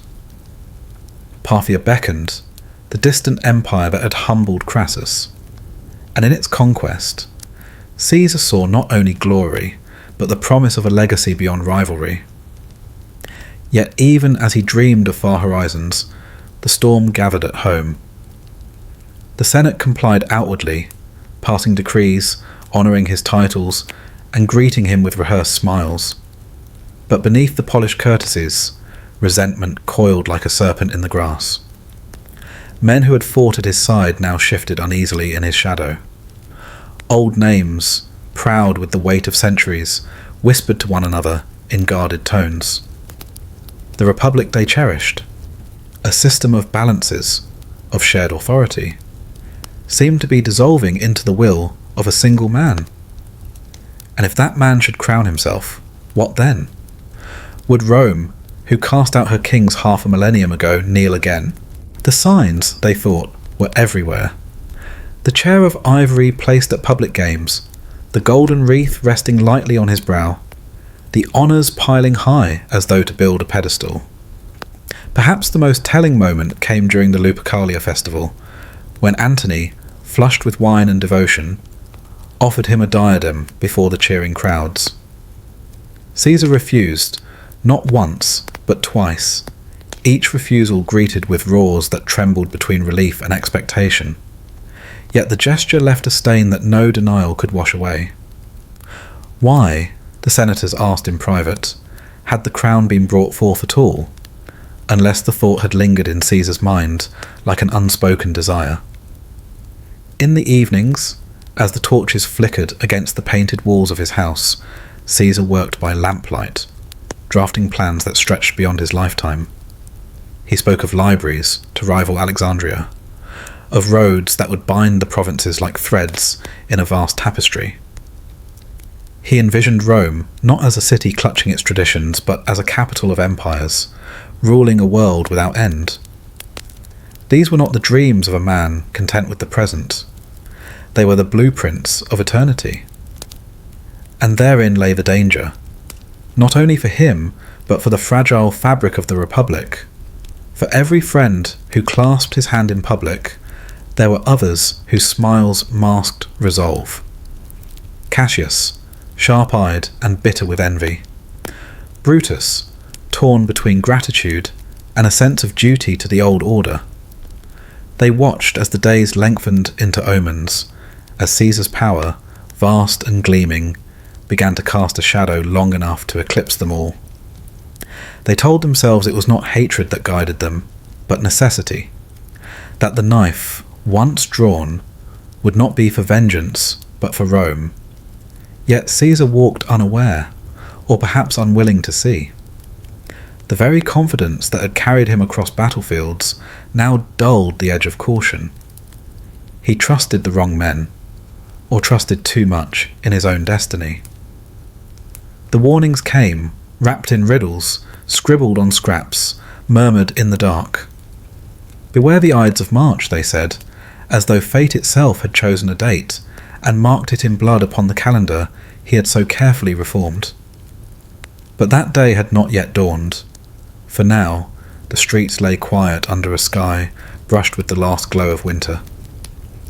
In the Senate House, marble columns stood like silent witnesses, their cool surfaces waiting for the heat of human passions. And in the heart of Rome, Caesar dreamed of campaigns yet to come, of cities yet to rise, of a name that would outlive the stones of the Forum. He dreamed too far, perhaps, and too boldly. For men who dream beyond the limits of their age often wake to find the world has sharpened its knives. Rome was restless, not in the loud, chaotic way of markets filled with shouting vendors or soldiers clashing in the streets, but in the quiet, unnerving way that makes a city feel like it's holding its breath. The marble streets still gleamed under the midday sun. Senators still gathered in their porticos discussing law and philosophy. And the Forum still echoed with voices carrying promises, accusations, and rumours. But beneath that familiar hum of Roman life, something had shifted. Something permanent. Something dangerous. And everyone felt it, though no one dared speak it aloud. Julius Caesar walked among them as a man transformed. Not just a general anymore, not simply a statesman, not even the ambitious consul who had once charmed the Senate into giving him what he wanted. He was more than that now, and Rome knew it. Rome feared it. When Caesar returned from Gaul, he returned with the kind of glory that stories struggle to contain. For years, Rome had heard whispers of his victories, whispers that turned into songs sung by soldiers and gossip carried by merchants from the distant north. They spoke of rivers that ran red with the blood of barbarians, of battles fought against overwhelming odds, of a man who had tamed a wild and foreign land and bent it into submission under the eagle of Rome. 10 years of conquest had made him rich beyond measure, powerful beyond imagining, and adored in a way no man should ever be adored in a republic that claimed to despise kings. He had crossed the Rubicon with soldiers who loved him more than life, men who had marched with him through mud and snow, men who had seen him share their hunger, their thirst, their fear. These were not troops, these were loyal shadows. And when they followed him into Rome, they brought with them something the Senate had not accounted for: the weight of inevitability. Now, Rome called him dictator. The word, once a temporary title meant to guide the state in times of chaos, had begun to linger on his name like a shadow that would not leave. At first it was for 10 days, then for a year, then for 10 years, and then forever. Dictator perpetuo, a phrase that rolled off the tongue like prophecy and tasted like monarchy. But the people, oh, the people loved him. They loved him the way crowds love a saviour, the way desperate men love certainty. He gave them bread when famine threatened their tables. He opened the granaries, cut debts, and filled their empty bellies with hope. He gave land to veterans who had spent their youth bleeding for Rome only to grow old in poverty. He rebuilt cities, adorned them with temples, and planned monuments that would make future generations whisper his name in awe. He was not just a man. He was a vision of what Rome could be. Mighty, eternal, unshakable. And yet, for every cheer that echoed through the forum, a whisper of dread slithered behind marble columns. In the Senate, men who had once called him friend now sat in cold deliberation, their fingers tracing the rims of their wine cups as they pondered impossible questions. What happens when a republic cannot contain the ambition of a single man? What happens when the balance tilts so far that it cannot be restored? Caesar walked into the Senate chambers like a lion in a cage built for lambs. The curia was filled with faces, some smiling, some strained, some fixed into masks of false loyalty. They greeted him with flattery, draping him in honours as if they could smother his power beneath a mountain of praise. They offered him crowns, indirectly, cautiously, like men testing the temperature of water they fear will burn. They called him Father of the Fatherland, Imperator for life, titles that sounded like gifts but carried the weight of surrender. But with every laurel they placed on his brow, their fear grew sharper, their resentment deeper. Rome was not meant for kings. That was the first lesson every boy learned when he sat at the feet of his teacher, reciting the stories of Brutus and the Tarquins, of how the city had bled and burned rather than kneel to a crown. And yet here stood Caesar, a man who needed no crown because his power was greater than any diadem. He knew it. They knew it. And so the air thickened with something unspoken, a fragile tension stretched so tight it could snap with a whisper. The senators tried to cling to the old rituals, as if the motions of the Republic could mask the reality of its decay. They passed laws, debated policies, and drafted decrees, all while knowing that Caesar's word was heavier than any vote. He sat above them like a mountain overlooking a plain, calm, immovable, eternal. And yet, was he calm? Those who watched him closely saw the flickers in his eyes, the restless energy of a man who had climbed the highest peak and now wondered what lay beyond. That was the danger no one spoke of. Power was never a destination, only a horizon that receded the closer you drew. For Caesar, there was no more Gaul to conquer, no Rubicon to cross. Only Rome, and beyond Rome, a dream that would scorch the map of the world. He spoke of Parthia, of marching east to avenge Crassus and claim new lands for Rome. He spoke of roads that would stretch like veins across continents, of cities that would rise where wilderness now sprawled. His vision was not for a man or a year or a generation. His vision was for eternity. And that, perhaps more than any crown, terrified them. For a man who dreams beyond the limits of life is a man who cannot be controlled. The whispers grew sharper now, hissing through the marbled halls like a serpent's breath. They gathered in corners, in shadows, in the hushed privacy of gardens walled with cypress. Names were spoken softly, promises exchanged with glances rather than words. The Republic, they said, was dying, not with the roar of battle, but with the applause of crowds. And if it were to live, Caesar must fall. But outside those whispers, the streets pulsed with devotion. They loved him not because he was a man of the people, though he played that part well, but because he gave them something no one else could: certainty in an uncertain world. Rome had known decades of civil war, corruption, and chaos. Now at last, there was order. There was a leader whose voice carried the weight of destiny. The people cheered as Caesar passed in his chariot, the sunlight catching on the golden wreath upon his head. They tossed flowers into the streets, their petals crushed beneath the wheels like offerings to a god. They believed in him the way a child believes in the strength of a father's hand. And that belief, that love, was the sharpest dagger of all, because it made men jealous.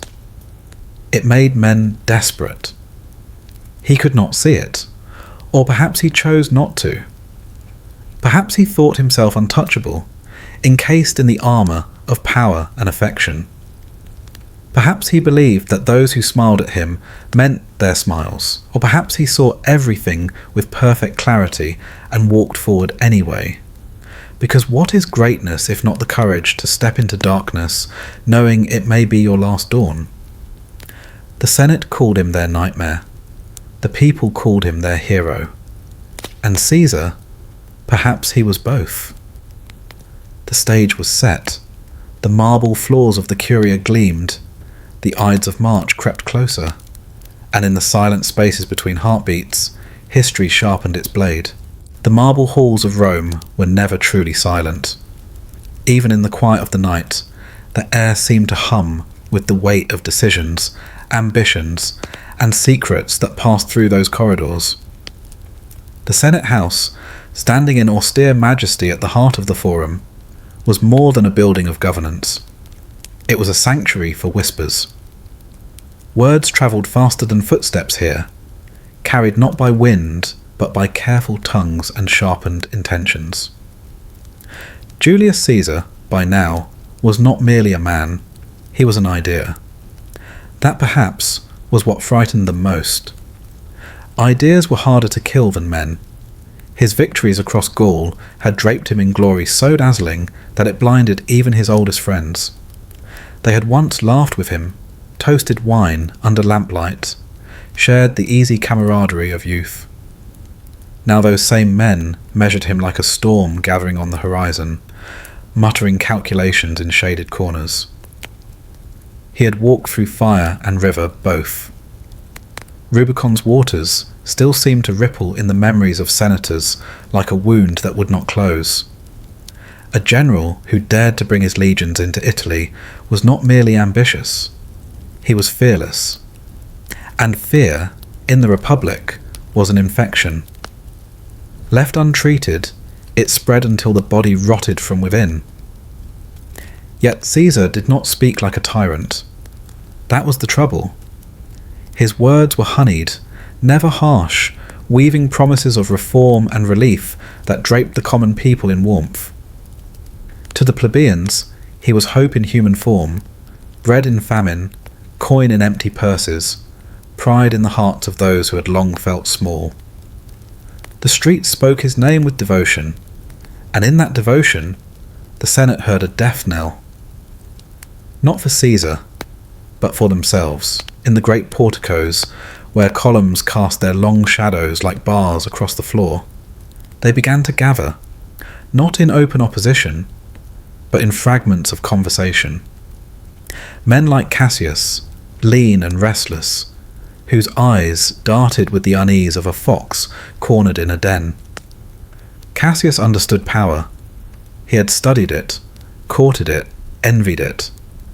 Caesar's rise tasted to him like poison, sweet at first, then burning in the gut. He whispered to those who would listen, fanning sparks into embers. A crown today, a throne tomorrow. Brutus was harder to reach. Brutus was a man carved from marble in more ways than one, stoic, principled, steeped in the virtues Rome had once sworn by. He loved Caesar. That was the tragedy in it, and perhaps the beauty. Brutus had sat by Caesar's side, heard his laughter echo over late-night feasts, known the warmth of his hand on his shoulder, like the bond of brothers. But Brutus also loved the Republic, and in his soul the two devotions clashed like swords in the Forum. What was a man to do when honour and affection tore him in equal measure? Brutus paced beneath the frescoed ceilings, his sandals soft against the mosaic floors, mind torn between duty and loyalty. In the dark recesses of night, He could almost hear the voice of his ancestor, Lucius Junius Brutus, who centuries ago had driven out Rome's last king. The name Brutus carried weight, heavier than gold, heavier than blood. And sometimes, in dreams that chilled him, Brutus saw his own name etched in history, either as saviour or traitor. The whispers wound their way into rituals of ordinary governance. They cloaked themselves in discussions of grain prices, provincial taxes, border treaties. No one spoke openly, not yet. But in the subtext of every phrase, the same question lingered like incense smoke. How much longer before Caesar wants more? The marble walls heard everything. They absorbed conspiracies like old stone drinks in rain, keeping them cool and secret until the time came to release them. And in those corridors, history began to take shape, not in the clash of swords, not yet, but in the quiet shaping of intent. Beyond the Senate, Rome thrummed with its usual chaos. Vendors shouting in the marketplaces, sandals slapping against sunlit streets, the metallic clang of blacksmiths hammering in smoky forges. But even the city seemed aware of something shifting, a subtle tremor beneath its foundations. Omens crawled into tavern gossip. A falcon struck down by crows near the capital, a sacrificial ox found without a heart, strange lights flickering in the night sky. To some, these were superstitions, the babble of the fearful. To others, they were warnings. Rome had always listened to its gods, and its gods were uneasy. Inside Caesar's villa, the atmosphere was strikingly calm. He entertained poets, drafted reforms, listened to musicians whose lyres lulled the evening into golden stillness. To him, the Senate's tension was a challenge, not a threat. He believed in his destiny the way sailors believe in stars, as fixed, as certain. Dictator for 10 years, that was the decree. It sounded almost modest compared to what he might have demanded. But modesty, too, was a weapon, and Caesar wielded it well. He wore no diadem, no royal robes. He spoke not of kingship, only of Rome's renewal. And yet, each gesture whispered what words did not. Absolute authority cloaked in charm. He appointed magistrates, filled the Senate with loyalists, reshaped laws as a sculptor shapes clay. To his allies, these were the strokes of genius. To his enemies, they were the fingerprints of tyranny. And so, the Senate whispered louder. The corridors grew thick with secrets, their echo lengthening like shadows at dusk. Men who had once hesitated began to lean closer, their voices soft, their eyes sharp. Daggers, after all, are born in silence long before they taste blood. But Rome did not sleep on whispers alone. It feasted, it fought, it loved, it lived. The Ides of March still lay ahead, hidden in the folds of time like a knife in a sleeve. For now, there were only murmurs, threads of conspiracy weaving themselves behind those marble walls, in chambers perfumed with power and fear alike. And if the stones of the Curia could speak, perhaps they would have told Caesar to beware. But marble does not speak. It only listens.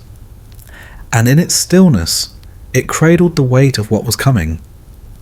While outside, under the Roman sun, the hero of the people walked unwittingly toward his fate, surrounded by cheers that sounded, if one listened closely enough, a little like funeral hymns.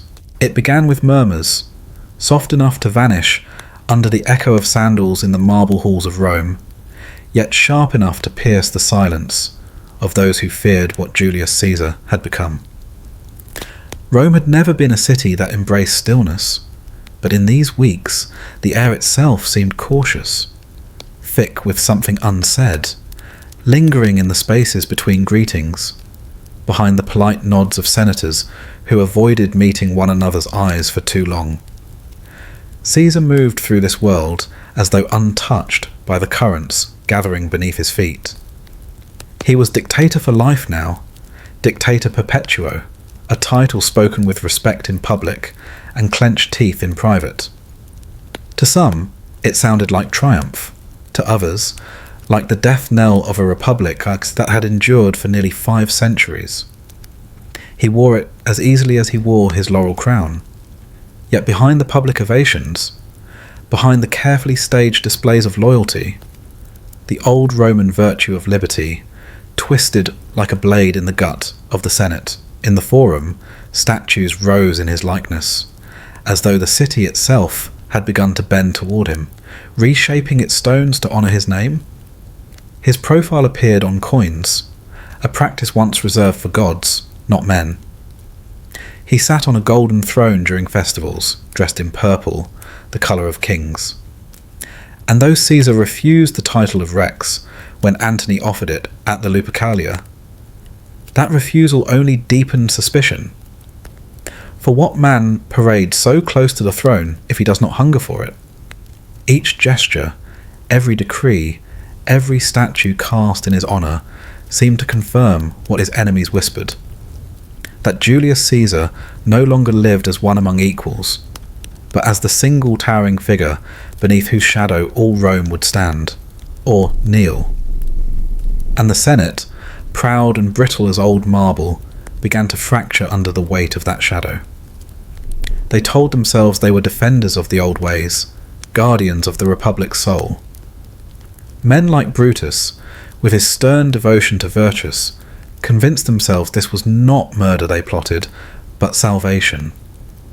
And yet, the thing that would bind them all was not a love of Rome, but a shared fear. Fear that the world they knew was ending, and that history would remember them as cowards if they let it die. But fear alone does not sharpen daggers. Fear needs resolve, and resolve needs time. So they met quietly, never as a full group, never in one place for long. A whispered phrase here, a glance there. In shaded porticos, in the atria of villas where fountains masked their words, they wove their net, thread by thread, until it lay stretched across the life of one man. The heart of the conspiracy beat strongest in the house of Gaius Cassius Longinus. Cassius, lean and restless, had never hidden his disdain for Caesar's rise. He was a soldier of Pompey once, and though defeat had bent him, it had not broken him. He wore his bitterness like a second skin, and now it itched for action. It was Cassius who sought out Brutus, not with threats, but with appeals to lineage and honour. Brutus resisted at first, not out of loyalty to Caesar alone, but because Brutus had built his life upon the principle that Rome was greater than any one man. And yet, was that not the very argument Cassius pressed upon him? That Caesar, by becoming everything, had left nothing for Rome but servitude? Brutus loved Caesar, yes, but he loved the Republic more. Or so he told himself when, at last, he nodded in grim assent. With Brutus came legitimacy. He was not merely a senator, but a symbol, the descendant of that first Brutus who had driven out the kings and given Rome its liberty. If the name of Brutus stood among the plotters, then surely history itself would absolve them. Or so they whispered as they planned. Names gathered like storm clouds. Trebonius, Ligarius, Decimus Brutus, each one with his private grievance dressed up as patriotism. They swore their oaths in shadows, not upon the altar of the gods, but upon the fragile promise of the Republic. And yet, for all their solemn words, the thing they conspired was treachery. No law could sanctify it. No priest could bless it. They debated the day, the hour, the stroke itself. At first, some urged the Lupercalia, a festival thrumming with crowds, when Caesar's rejection of the crown had left wounds raw among his enemies. But others cautioned against the chaos of the mob, where steel could flash and vanish unseen. No, better the Curia, the Senate house, that solemn chamber where Caesar would come robed in confidence, expecting deference, not death. Still, hesitation lingered. How could so many daggers remain unseen? How could so many wills hold steady when the moment came? For conspiracies, like spiders' webs, glisten beautifully in stillness, yet tear at the first harsh wind. And so they drew the net tighter. They plotted where he would sit, who would seize his toga, who would strike first. The details multiplied, each one a thread, binding them all together in a pact none could break without sealing his own doom. As the Ides of March crept closer, Rome seemed to breathe differently. The streets buzzed with rumour, though no one could name its source. Some said omens had stirred, the entrails of sacrificial beasts found without a heart, strange lights flickering in the sky, the murmurs of soothsayers warning Caesar to beware the middle of the month. He laughed them off, or seemed to, though even laughter can be armour. Caesar, for all his brilliance, could not see the shape of the storm. Or perhaps he saw it and chose to walk into it, as he had crossed the Rubicon, daring fate to do its worst. He had faced legions, tempests, kingdoms. Why should he fear men who smiled as they pledged their loyalty? Yet in the villas beyond the city walls, as the night fires burned low, men whispered in rooms where even the slaves were sent away. They sharpened their blades not in the open, but in their minds, rehearsing the motion, the grip, the thrust. Some prayed to the gods to forgive them. Others prayed only that their hands would not tremble. It is easy after centuries to cast them as villains in a simple tale of power and betrayal. But history rarely moves in straight lines, and men rarely act for one reason alone. In their hearts, each conspirator carried a different Rome, one of memory or of ambition or of fear. And as they prepared for blood, they told themselves this was not vengeance, but virtue. That when the forum echoed with the news, the people would understand. That liberty would rise from Caesar's fall like a phoenix from the pyre. But the truth was harsher. For the thing they plotted was not a clean cut, but a rending. Not the saving of Rome, but the beginning of a wound that would never fully heal. And as dawn broke on the last days before the Ides, that wound was already opening, though no one yet could see the crimson that would stain the marble floors. The streets of Rome were waking slowly, the cool morning air carrying a thin mist that clung to the cobblestones. Market stalls, half opened and still quiet, promised the usual hum of voices that would soon fill the forum. Yet beneath that calm exterior, something else stirred. Whispers, faint and insistent, moved like a chill draught through the alleys, winding their way toward the heart of the Republic. They were not the careless rumours of a restless city. These were heavier, words weighed with dread, sharpened by secrecy. Julius Caesar, the man who once commanded armies and bent nations to his will, walked through those same streets, blind to the currents forming around him. Or perhaps not blind, perhaps unwilling to see. He had learned long ago that power was rarely taken by force alone. It came in gestures, in favours, in the illusion of security. And now, standing at the peak of what most men would call glory, Caesar was beginning to feel the uneasy silence that always follows triumph. Rome adored him, that much was true. The common people still cheered his name in the theatres, still tossed laurel leaves when he appeared in public. His reforms had given them bread, land, hope. To them, he was more than a man. He was Rome itself.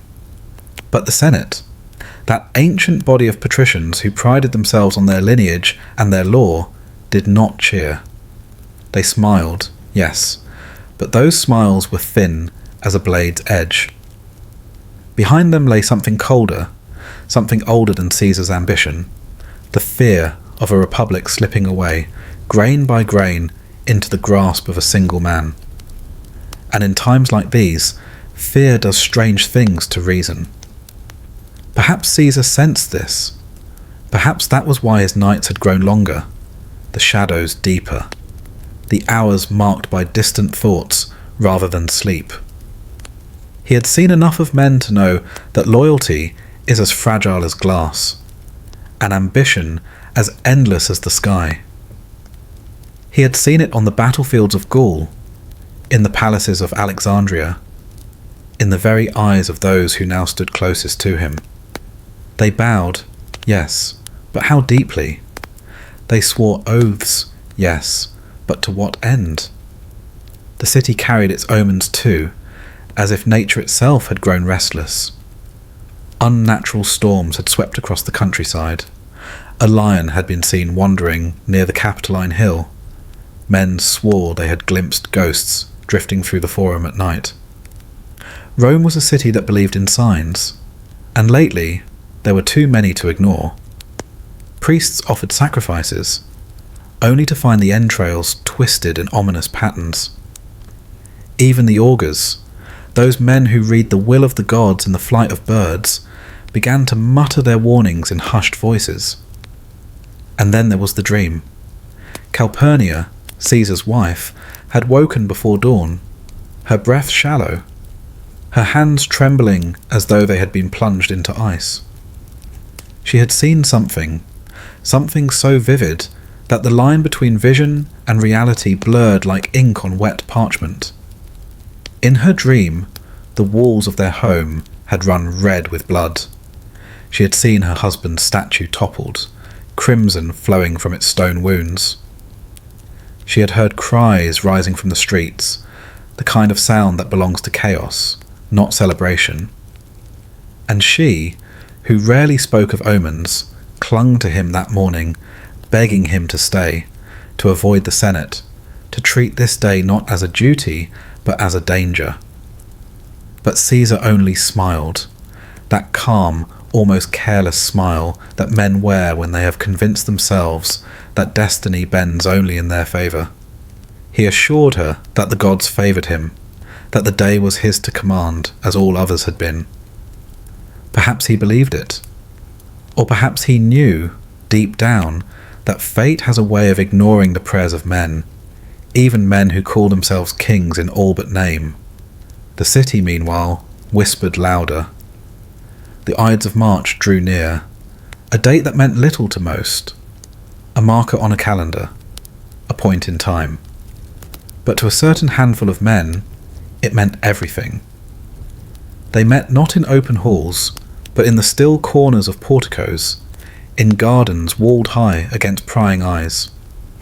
Names were spoken in fragments, plans carved out like shadows stretching toward noon. Brutus, Cassius, Casca, and others too, men whose loyalty had frayed with each new honour Caesar claimed, each power the Senate surrendered to him under the weight of his victories. What they feared was not the man they saw before them, draped in his purple robe, crowned with laurel. What they feared was what he might yet become. King, dictator for life. A ruler not bound by law, but standing above it, towering over the republic like a god carved in living flesh. That fear, quiet at first, now grew teeth, and as it grew, so did their resolve. Yet even the most resolute conspirator feels the tremor of doubt when the moment draws near. They masked it well, with gestures of courtesy and words dipped in honey. They greeted him in the forum with the warmth of comradeship, spoke of duty and honour, promised loyalty. All the while, beneath the folds of their togas, they counted the days, sharpening their blades on thoughts of liberty, or perhaps revenge. The warnings kept coming. A soothsayer, one of those men Rome half feared and half mocked, had approached Caesar not long ago, his voice low, his tone gaiton. "Beware the Ides of March," he had said, nothing more, nothing less. A simple phrase, yet heavy with meaning. Caesar had laughed then, waving it off as one waves off a child's fable. But the words lingered, echoing in the recess of his mind like the faint toll of a distant bell. Prophecy has a way of clinging to men, even those who scoff at it. And so, as that fateful day drew near, the air itself seemed charged, thick with something unseen. The streets bustled as always, the markets rang with familiar sounds, yet under it all pulsed a rhythm out of tune, a quiet discord that only the most attentive could hear. Still, Caesar walked forward. He always had. Through wars, through triumphs, through storms of politics that would have drowned lesser men, he had walked, believing that no tide could sweep him away. But tides do not ask for permission, and omens do not vanish because a man closes his eyes. And so, with the Ides looming like a shadow that lengthens by the hour, Julius Caesar prepared for a day that history would carve into eternity. Around him Rome stirred, its stones ancient, its gods silent, its men moving like pieces on a board, whose endgame none could yet see. And in the quiet corners of that eternal city, the whisper of prophecy curled through the marble halls, soft as breath, cold as steel. Beware. The morning did not announce itself with any urgency. It crept quietly, as if the city of Rome itself understood that this day would need to move with the weight of ritual rather than the speed of haste. The sky was pale, almost hesitant, the kind of colour that belongs to the moments before sunlight decides whether it will be kind or merciless. The streets lay still, except for the distant murmurs of servants sweeping marble steps, their brooms whispering like reeds against stone. Julius Caesar rose from his bed, not like a conqueror, but like a man fighting with the comfort of rest. He had slept poorly. Dreams had pressed themselves upon him like damp cloth, heavy and clinging. Shapes had moved through the darkness of his mind, shadows that refused to name themselves, voices that broke apart before meaning could form. His wife, Calpurnia, had seen his unrest, and in her heart the unease swelled into words before dawn. She would speak them soon, though she already knew how little weight they would carry against the iron certainty of the day. He stood before a polished bronze mirror, its surface softened by time, and studied his reflection as though it were an enemy he could not outwit. There were lines around the eyes, furrows across the brow, traces of a life stretched between ambition and vigilance. He fastened his toga with the care of one who knows appearances have teeth. Even a fold out of place could speak louder than the calmest tongue. The white fabric gleamed, but there was a whisper of crimson at its edge, dyed as tradition demanded, a quiet crown upon the shoulders of authority. Outside, Rome stirred like a waking beast. The clatter of wheels against stone, the bray of distant animals, the shuffle of sandals brushing dust across the forum. Yet for all its noise, there was a hush beneath it, an invisible stillness that hung like a net waiting to fall. Those who knew the Senate's schedule walked quickly today, their eyes slipping away from one another, their greetings clipped and fragile. Calpurnia's voice, when it came, did not break the air so much as shape it into plea.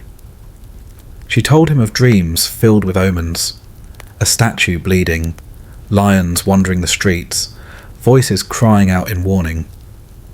She spoke not as a wife rehearsing superstition, but as a woman bargaining with fate.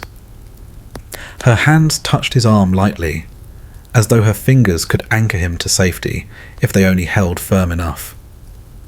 Caesar listened, as he always listened, with the courtesy of one who does not bend. His smile was thin, his words patient. He soothed her fears with reason, dressed in the armour of logic, but beneath it, even he felt the prickle of something nameless. Still, what was a man to do? The Senate awaited, and power did not forgive absence. The morning deepened into a pale brightness as he stepped beyond the threshold. The marble steps of his home gleamed coldly, and the air carried the metallic scent of Rome's heart, stone and iron, dust and ambition. Lictors moved ahead, their rods bound with axes glinting in the light, symbols of the authority that clung to him like a second skin.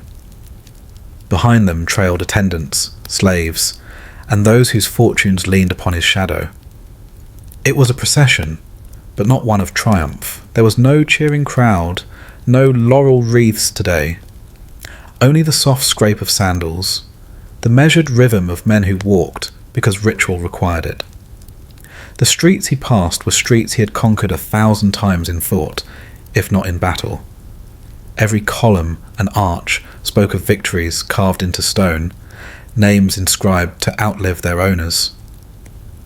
He had given Rome provinces, treasures and glory, yet what is given can turn to debt in the ledger of power.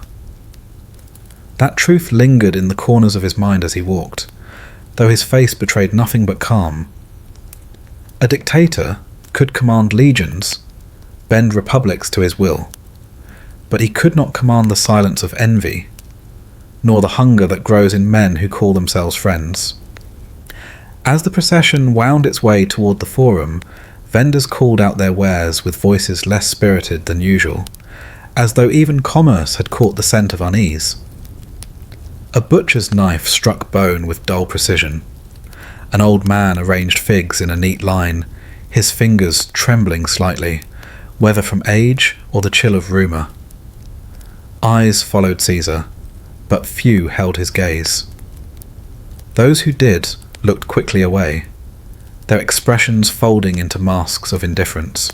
Ahead the Senate House waited, a monument of authority and calculation. Its marble walls did not whisper, but they held secrets like lungs hold air. Inside, men had gathered already, their robes flowing like quiet rivers, their voices dipping and rising in currents too subtle for ears outside the chamber. Daggers slept beneath those folds, nestled against the warmth of flesh, hidden by the drapery of tradition. The air within was heavy with a silence that smelled faintly of iron, though no blade yet glimmered in the light. The Ides of March. The phrase hung in time like a suspended drop of water, clear and inevitable. He had heard the warnings, spoken softly by those who read signs in entrails and stars, murmured by men whose trade was foresight. He had brushed them aside with the ease of one who trusts in the fortress of his own fortune. Yet fortune is a wall with cracks too fine for the eye, and through those cracks fate seeps like water. He moved steadily, each step sounding louder in his mind than in the world around him. Beneath his sandals, the stones of Rome seemed colder than they had yesterday, as though they too waited for something to unfold.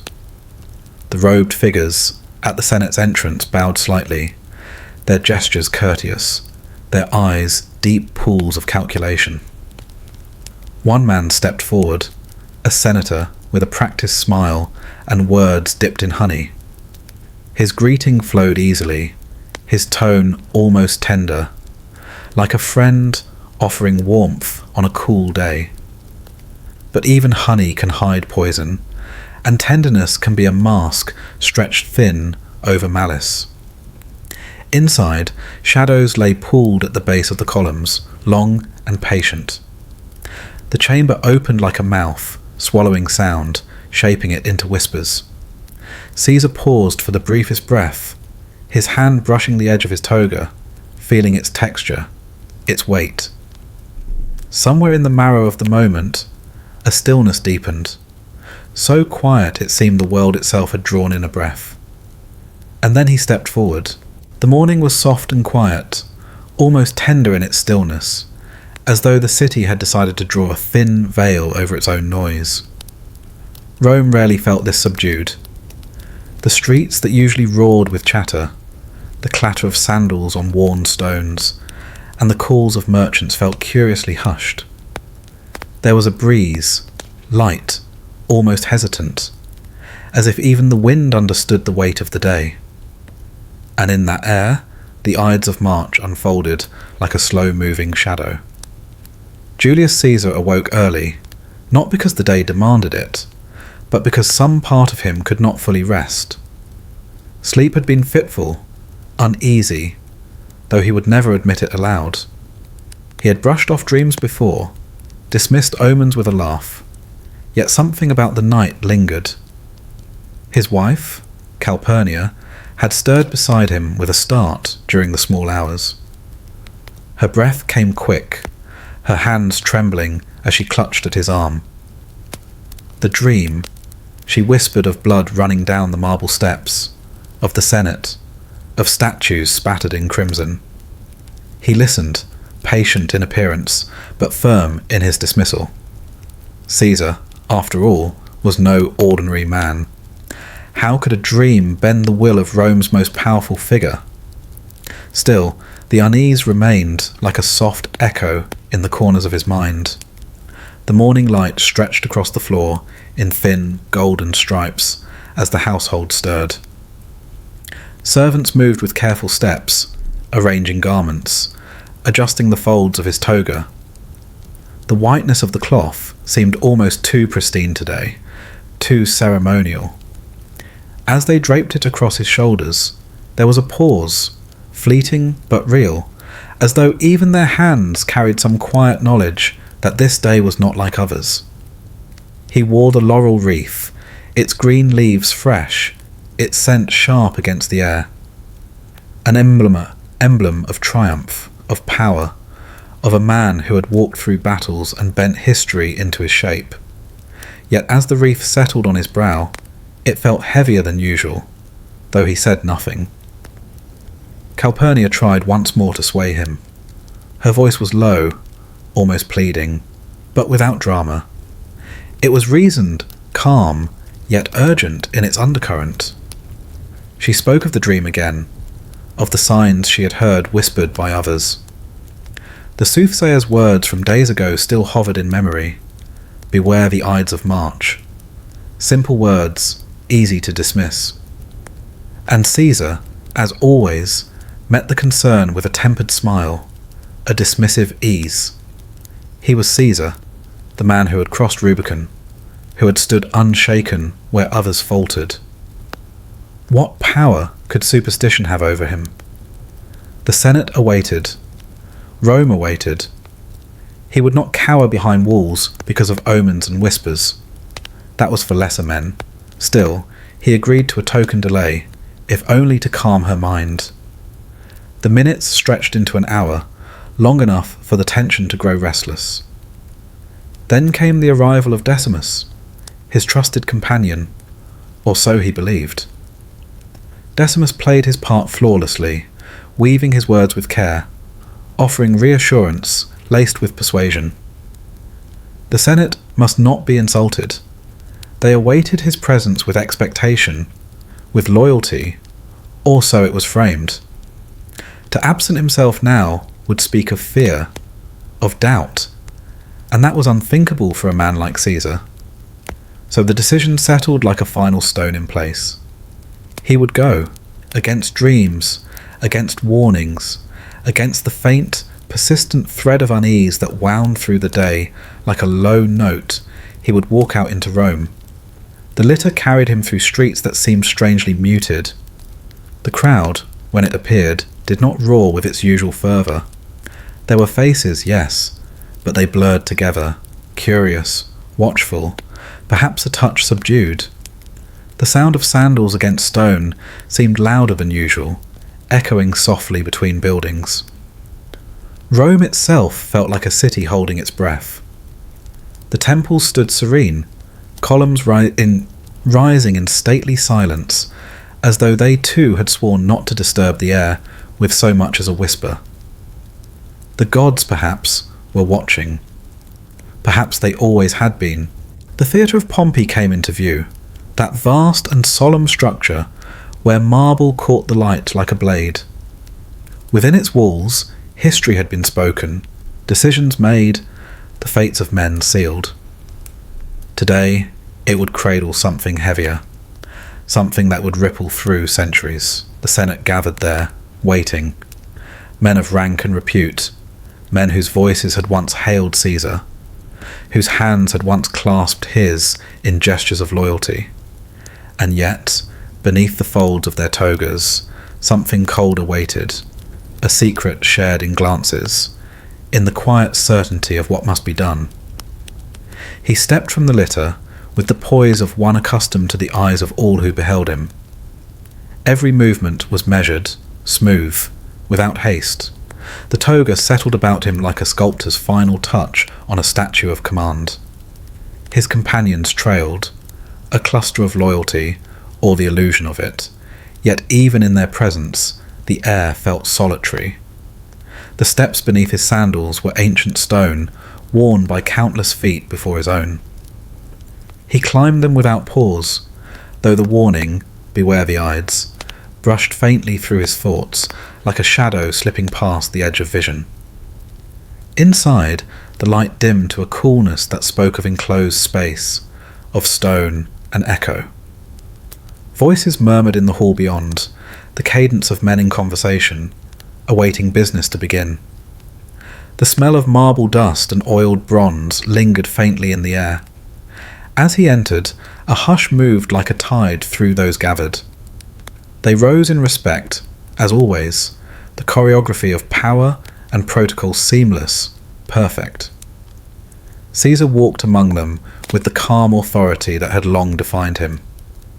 If he sensed the undercurrent, those sharp, concealed edges beneath the smooth surface, he gave no sign. They drew him inward, closer to the heart of the chamber, where statues cast long shadows and the stone bore the weight of silence. Requests began. A petition, a favour, something to divert attention, to bend his posture forward, to gather him into the circle they had so carefully arranged. A man stepped near, his words courteous, his hands gentle as they touched Caesar's toga, almost as if adjusting its fold. Another moved behind, and another, the air tightening with the press of bodies, with the slow constriction of space. Voices overlapped softly, urgency disguised as deference. Then came the first cut. Not a strike to kill, but a mark. A sudden, sharp bloom of pain near his neck, like a spark catching dry kindling. Caesar turned, startled, the disbelief flashing quick across his face. Another followed, and another, the white of the toga darkening in jagged streaks. The circle closed, and steel whispered from every side. Names he knew, voices he trusted, hands he had clasped in friendship, each now turned into a blade. The sound was not of war's chaos, but of something quieter, more intimate. The muted thud of feet shifting on stone, the brief hiss of breath, the wet slide of metal drawn and driven again. He fought at first, by instinct more than hope, his strength still formidable. But there were too many, their resolve coiled tight with fear and necessity. The wounds multiplied, each one another thread severed from life's weave. His gaze lifted once, catching the eyes of Brutus, steady, almost sorrowful, and in that glance was no curse, no rage, only the dimming ache of recognition. Et tu, Brute? The words barely formed, perhaps not even spoken, but they lingered in the air like the ghost of sound. His body gave way, folding slowly, the weight of him sinking to the marble, the laurel slipping askew. The white toga lay pooled now in crimson, its purity erased, its folds heavy with silence. The hall held stillness, broken only by breath, by the faint metallic scent that crept across the floor. Blades withdrew, trembling in some hands, steady in others. They had done it, what they deemed salvation, what they named liberty, and yet, as Caesar lay motionless, the enormity of the act seemed to fill the space like an unseen tide, lapping cold against every heart present. Outside, Rome still moved, unaware for now, the sky a pale sweep of indifferent blue. But within these walls, something had ended, something vast, something that had held the world in its grasp. The Ides of March had come and gone, but in its passing, it left the silence of an empire poised on the edge of change, its future dripping slow and dark across the marble floor. The chamber was quiet in a way that only great halls can be when filled with too much expectation. Sunlight filtered through the high windows of the Curia of Pompey, painting long, pale bars across the polished stone floor. Those bars stretched like silent sentinels, and they waited, motionless, for the first sound to break the stillness.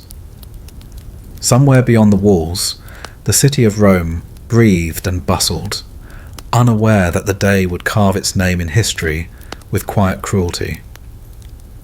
The Ides of March had dawned clear and cold, carrying with it a peculiar sharpness, as if the air itself had been honed to a point. Julius Caesar moved slowly through the corridors, his steps measured, unhurried, almost ceremonial in their gravity. Draped in the crimson-bordered toga of his office, he was a figure of absolute command, though not without the faint heaviness that comes when victories pile higher than a man's years. His face bore the calm confidence of one who believed the world could not possibly turn against him. Not now, not after everything. Rome was his, the Senate was his. Even the calendar bore his mark. What was left to conquer when time itself bent at your decree? Yet even as his sandals whispered over the marble, a shadow travelled with him, not cast by the lamps, nor by the pillars, but by something older than reason. That warning, spoken by a trembling voice weeks before, beware the Ides of March.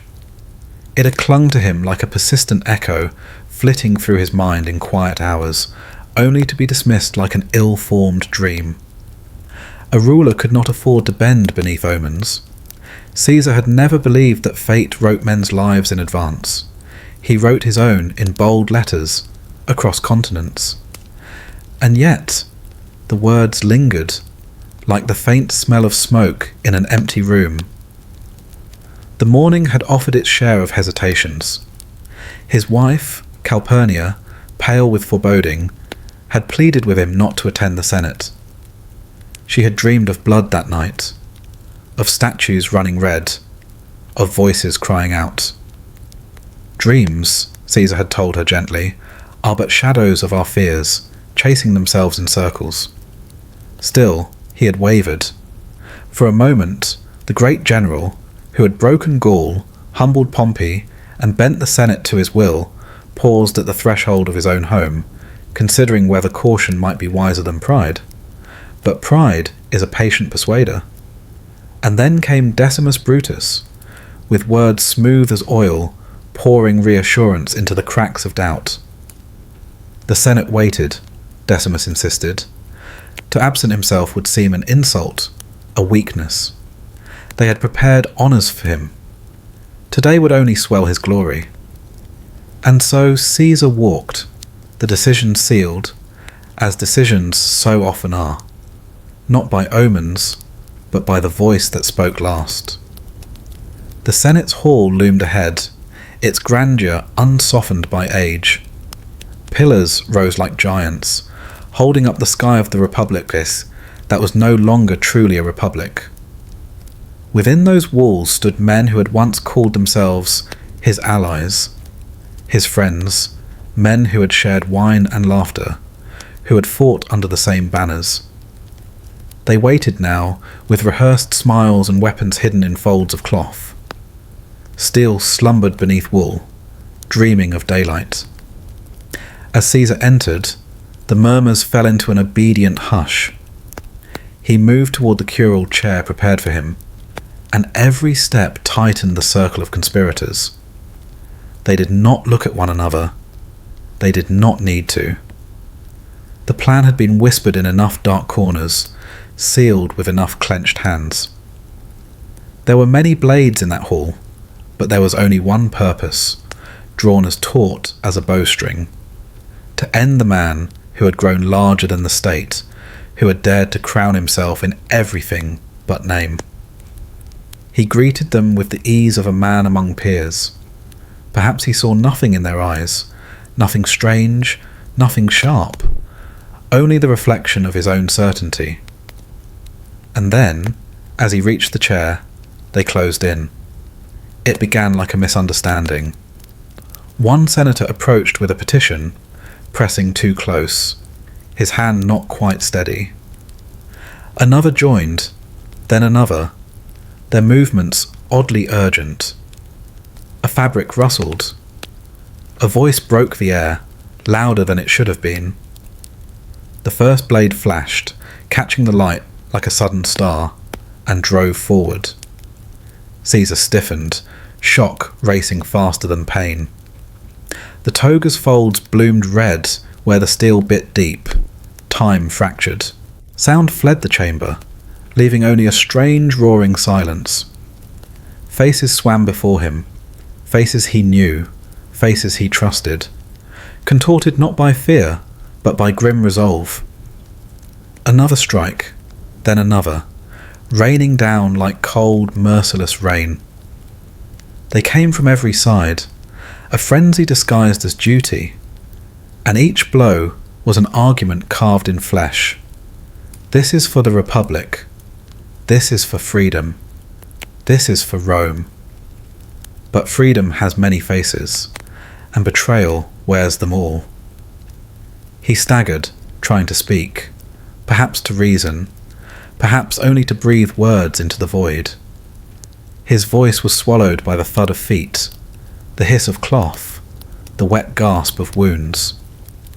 There was no single death. There were 23 of them, each with its own intention, its own cruel punctuation. They wrote their case upon his body in strokes of iron, until the paper tore, until there was nothing left to write. And then came the last face. Brutus. Of all the masks, this one struck deepest. In Brutus lived the echo of trust, the shadow of something like love. To see that hand raised, that blade descending, what language could hold the weight of it?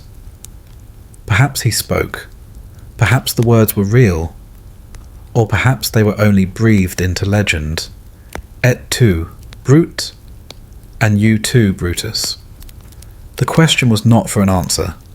It was for the hollow that opened in him, wider than any wound. The strength drained from his limbs. He drew the toga over his head, as if to shield his dignity from the eyes of gods and men, and sank to the stone floor. Around him, the hall smelled of iron and fear. The conspirators stood back, their chests heaving, their blades slick, the air thick with the echo of what they had done. Rome, they told themselves, would breathe easier now. Liberty had been saved. But even as the words formed, a shadow moved through their hearts, for they knew, though they did not yet speak it, that they had loosed something they could never bind again. Caesar lay still. The silence returned, heavier than before. Outside, the city kept moving, its streets alive with merchants and mothers, with laughter and coin. No trumpet sounded, no omen split the sky. History does not always announce itself. Sometimes it enters quietly, like a man in a crimson-bordered toga, and falls without a sound beyond the walls of power.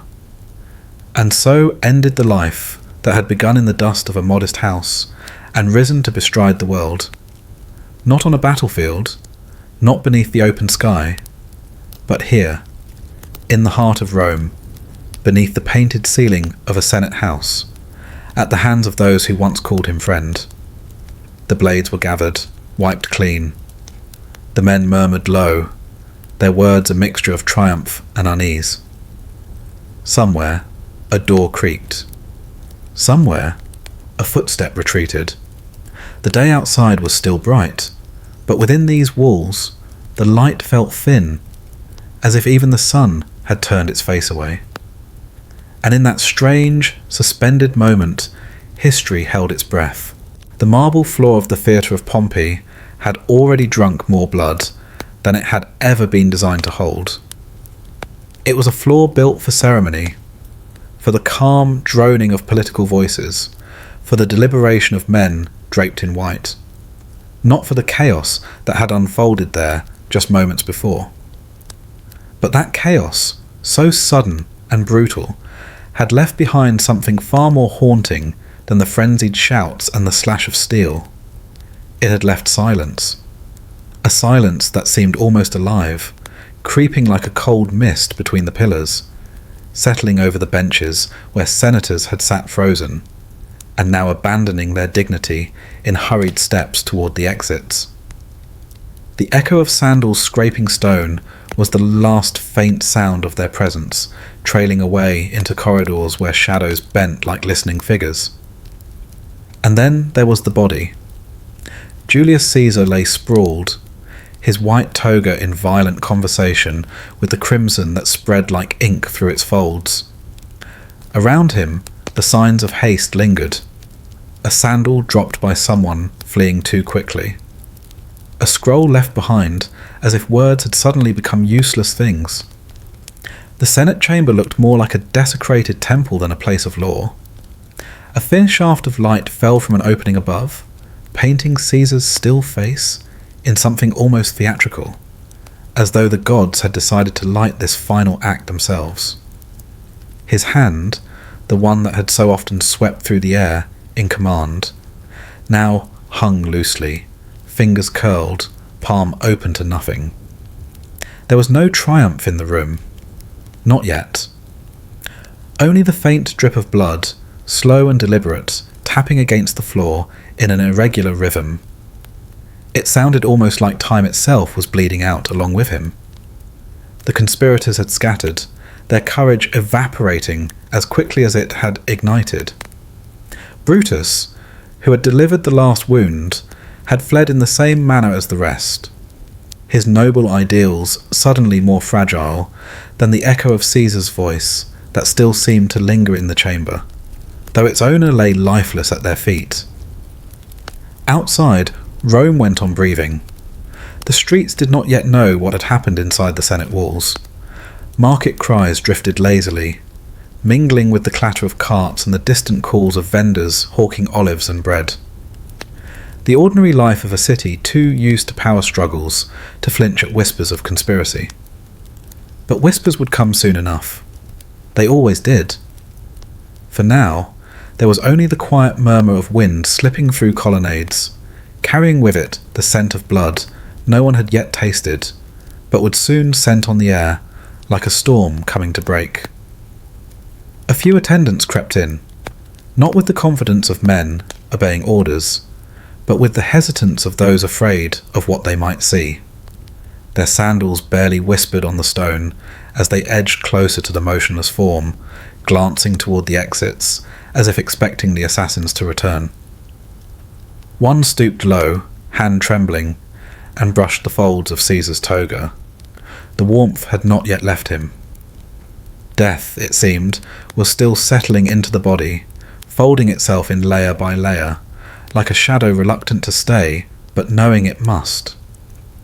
From somewhere deep within the building, a door slammed, the sound rolling through the empty halls like distant thunder. It startled the attendants, who stepped back instinctively, their eyes darting, but no one came. The assassins had vanished into the veins of the city, blending with the very republic they claimed to save. Their daggers were clean now, their words already sharpening into speeches they would deliver with solemn faces, each one determined to carve out a justification for what they had done. But here, in this chamber, there was no justification, only the truth written in blood on the Senate floor. The floor itself seemed to hold the story better than any man could tell. The streaks and splatters marked not just a death, but a choreography of betrayal, where Caesar had stumbled, where he had tried to shield himself, where the final blow had bent his body in defeat. And then there was that corner where Brutus had stood, the man Caesar trusted above most. If stone could speak, it would tell of the hesitation in Brutus's stance before he struck, of the way his breath faltered in his chest as the blade found its mark. But stone cannot speak, and so it kept its counsel, holding secrets in silence that would outlast the men who spilled them. The attendants finally bent to lift the body. It was heavier than they expected, not because of weight, but because of what it carried. Here was not just a man, but a century of ambition, folded into limbs that had once commanded legions, stretched across continents. They moved slowly, their faces drawn tight, as though afraid that even now Caesar might open his eyes and speak in that voice that had bent the Republic to his will. But the eyes remained closed, the mouth slack, the breath forever stilled. They draped his toga to cover the wounds, though the red beneath refused to hide, blooming through the fabric like a terrible flower that would not be denied. As they bore him out, the chamber did not empty of his presence. It lingered, as some things always do, the shape of him against the marble, the faint echo of his fall, the sharp intake of breath when steel first touched flesh. History had been made here, though no one had yet found the words for it. Words would come later, spilling from lips eager to frame the moment, to claim it, to mould it into something noble or necessary. But here, now, in this breathless stillness, there was only the raw truth. A man who had reached too high lay broken because of it, and the men who struck him trembled even as they fled. The attendants carried him into the corridors, where torchlight flickered uncertainly, casting shadows that seemed to reach out like questioning hands. Each step was an effort, not for the body's weight, but for the weight of what it meant. The world had shifted in that chamber, though the city did not yet know it. Soon, the forum would echo with voices raised in fury or grief, with the stamping of feet, the clash of ideals. But for now, the heart of Rome beat steadily, ignorant of the wound that had just been cut deep into its flesh. Outside the Senate, the air felt sharper, as though the city itself sensed some disturbance it could not name. The attendants moved quickly, their heads bowed, avoiding the eyes of those they passed. No words were spoken. There was nothing to say. Words belong to the living, and this was something beyond words. They made their way toward the house where the body would be laid, toward the quiet rituals that followed death, rituals that would seem so small beside the enormity of what had happened. Each turn of the street, each shadowed corner, seemed to hold a question. What now? What happens when the man who would be king lies dead by the hands of those sworn to serve the Republic? The answer would come, but not today. Today was for silence, for the hollow sound of footsteps on stone, for the muted sobs of those who would dare to mourn, for the low rustle of togas as men whispered behind closed doors, shaping the future with trembling hands. The theatre of Pompeii would stand as it always had, but it would never again be just a building. It had become a tomb, not just for Caesar, but for something larger, the illusion that power could ever truly be shared in Rome. And so the day stretched on, indifferent. The sun climbed higher, spilling gold over rooftops, glinting on domes and statues. Merchants still shouted their wares, children still darted through alleys, the Tiber still flowed, sluggish and silent. Life, as it always does, pretended not to notice. But beneath the hum of the city, something darker stirred. A whisper that had started on a marble floor, now seeping into the streets, curling into ears, fanning out like smoke from a fire no one could yet see. Rome had been wounded, and wounds once opened rarely heal without leaving a scar. It begins not with trumpets or voices, but with an absence that fills every stone of Rome. The streets have not grown quieter. They were already quiet, because the people were always quiet when the Senate convened. What fills the space now is something different, something that lingers like smoke long after the fire has burned out. It is the echo of footsteps that will never walk these streets again. And yet, somehow, they do. They walk in memory. They walk in whispers. Julius Caesar lies still now, the warmth of life stripped from him as swiftly as the voices that once greeted his name. The Senate floor is washed in silence, though no amount of scrubbing could ever fully erase the stains of what happened there. 23 times the blades found him. 23 times the men who swore loyalty chose treachery instead. They left him on the marble as though marble were enough to hold his weight in history. But Rome does not stop moving because one man has stopped breathing. The city rolls on like a river, carrying the news through narrow alleys, across marketplaces, past the worn arches and shaded porticos. It begins as rumour, the kind that slivers softly at first. Something happened at the Senate. Then it grows heavier, weighted with detail, until by the time it reaches the forum, the words have shape and blood of their own. Caesar is dead. Yet the sky does not darken in mourning. The Tiber does not rise to sweep the conspirators away. Rome simply continues, as it always has, as though it were the very nature of this city to swallow men whole and keep going. But beneath that stillness is something sharp, something alive. You can feel it in the way the citizens glance at one another, measuring the safety of words before letting them slip into the open air. Because what comes next is uncertain, and uncertainty, in Rome, is more dangerous than any blade. His body does not linger long in the Curia. They cannot leave him there, not when the chamber reeks of blood and sweat and betrayal. They carry him out, though not with the reverence of an emperor, for he never claimed the title. That was the problem, wasn't it? He wanted to be a king without wearing the crown. He wanted to rule without the word that Rome despised, that word they had buried with their Tarquin centuries before. And yet every act of his spoke louder than any crown. The triumphs, the decrees, the reshaping of the calendar itself. You can remove a crown from a man's head, but how do you remove Rome from Caesar once he has placed himself inside it? They take him to his house, the Domus Publica, the official residence of the Pontifex Maximus. Once, it had been a place of ritual and law, a space sanctified by tradition. Now it becomes a chamber of mourning. Servants who only this morning hurried to arrange his toga for the Senate now kneel by his body, silent as statues. There are no laments, no wails, only the hush of disbelief. And outside, the people gather, not yet in anger, not yet in grief, but in something stranger, incomprehension.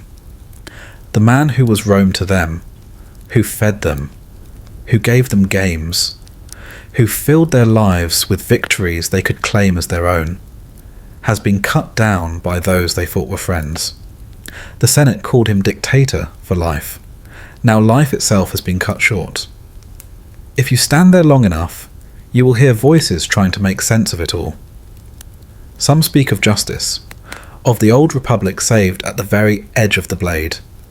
Others mutter of foul treachery, of envy and fear dressed up as liberty. They look to Brutus as though the name alone should shield him from blame, as though the blood on his hands were somehow cleaner because of his ancestry. But Rome has a long memory, and memories can be cruel. In the quiet of that night, torches move like fireflies through the city. Men who were once bold in the Senate now shutter their doors and whisper in corners. Because what they did was not just murder, it was an opening, a wound in the very body of Rome, and wounds, once opened, bleed until something closes them. They told themselves the Republic would breathe again, that the dagger was a surgeon's knife cutting away disease. But they forgot that power does not dissolve into the air like smoke. It clings, it waits, it finds new hands to hold it. And what of those hands? Even now, even before the pyre is built, there are those who weigh their chances in this new Rome. Mark Antony, whose voice could turn a crowd into a storm, walks the streets with thoughts too heavy for words. He had been loyal, hadn't he? Or at least as loyal as a man could be, in a city where loyalty shifts like sand beneath a tide. He knows the people loved Caesar, perhaps more than they loved the Senate, and that love can burn hotter than law. If he plays his cards well, that fire could consume the men who plunged their knives into his friend. But these are only beginnings, and for now, there is only the body. They will burn him soon. Not in some quiet grove or family tomb, but in the heart of Rome, where the forum stands open to every voice and every eye. Because even in death, Caesar will not be hidden away. They will lay him before the people, and what happens then will not be planned by any Senate decree. For tonight, though, Rome lies in uneasy stillness. The stars above do not blink. They stare down with the same indifferent gaze they gave to Sulla, to Marius, to all the men who thought themselves eternal. If the heavens speak, they do so in silence, letting the earth keep its own secrets. Somewhere beyond the Palatine, dogs bark into the night, and somewhere near the Tiber, the water laps against the banks with the patience of centuries. This is not the end. History does not deal in endings, only in passages, in the slow turning of wheels that crush men while carrying their names forward. Julius Caesar has fallen, yes. His blood seeps into the cracks of stone, yes. But listen closely. Do you hear it? The echo of sandals striking marble, the murmur of voices rising where none should rise, the weight of something vast shifting in the dark. That is Rome, and Rome is not finished. They killed the man, but they did not kill what he set in motion. And in the breathless hush after betrayal, that truth begins to bloom like a shadow over the city. The Ides have passed, but the reckoning has only begun. The Senate is empty now. The whispers have faded. The blood on the marble has dried. And so too has the echo of a man who once believed he could shape Rome with his bare hands. Julius Caesar, general, politician, dreamer, lies silent in the folds of history. 23 blades ended a lifetime of ambition, but in truth, his death was just as political as his life. We walked with him through those corridors of power, past the shadows of allies who were never truly friends, past the ambitions that burned so brightly they lit the path to his own undoing. We saw how loyalty can fracture like thin glass, how men who once swore by your name can one day hold the knife that steals your breath. And as the dust settled on that Senate floor, we learned something else. Power is never held, it is only borrowed. For every Caesar, there will always be a Brutus. What did you think as we traced those final steps? The silent walk through Rome, the cold air of March, the hush before the storm in the Curia, and then those 23 quiet betrayals. Did it feel inevitable, or did you still hope, even in the last breath, that history might choose a different ending? Tell me your thoughts in the comments below. Do you think Caesar's story is a warning or a promise? If you've made it this far, you've just journeyed through the rise and fall of a man who almost became king. And if that doesn't make for the strangest bedtime story, I don't know what does. Before you drift into sleep, one last thing. Subscribe to the channel so you never miss another walk through history's quiet corridors. Until next time, sleep well, and remember, History never forgets.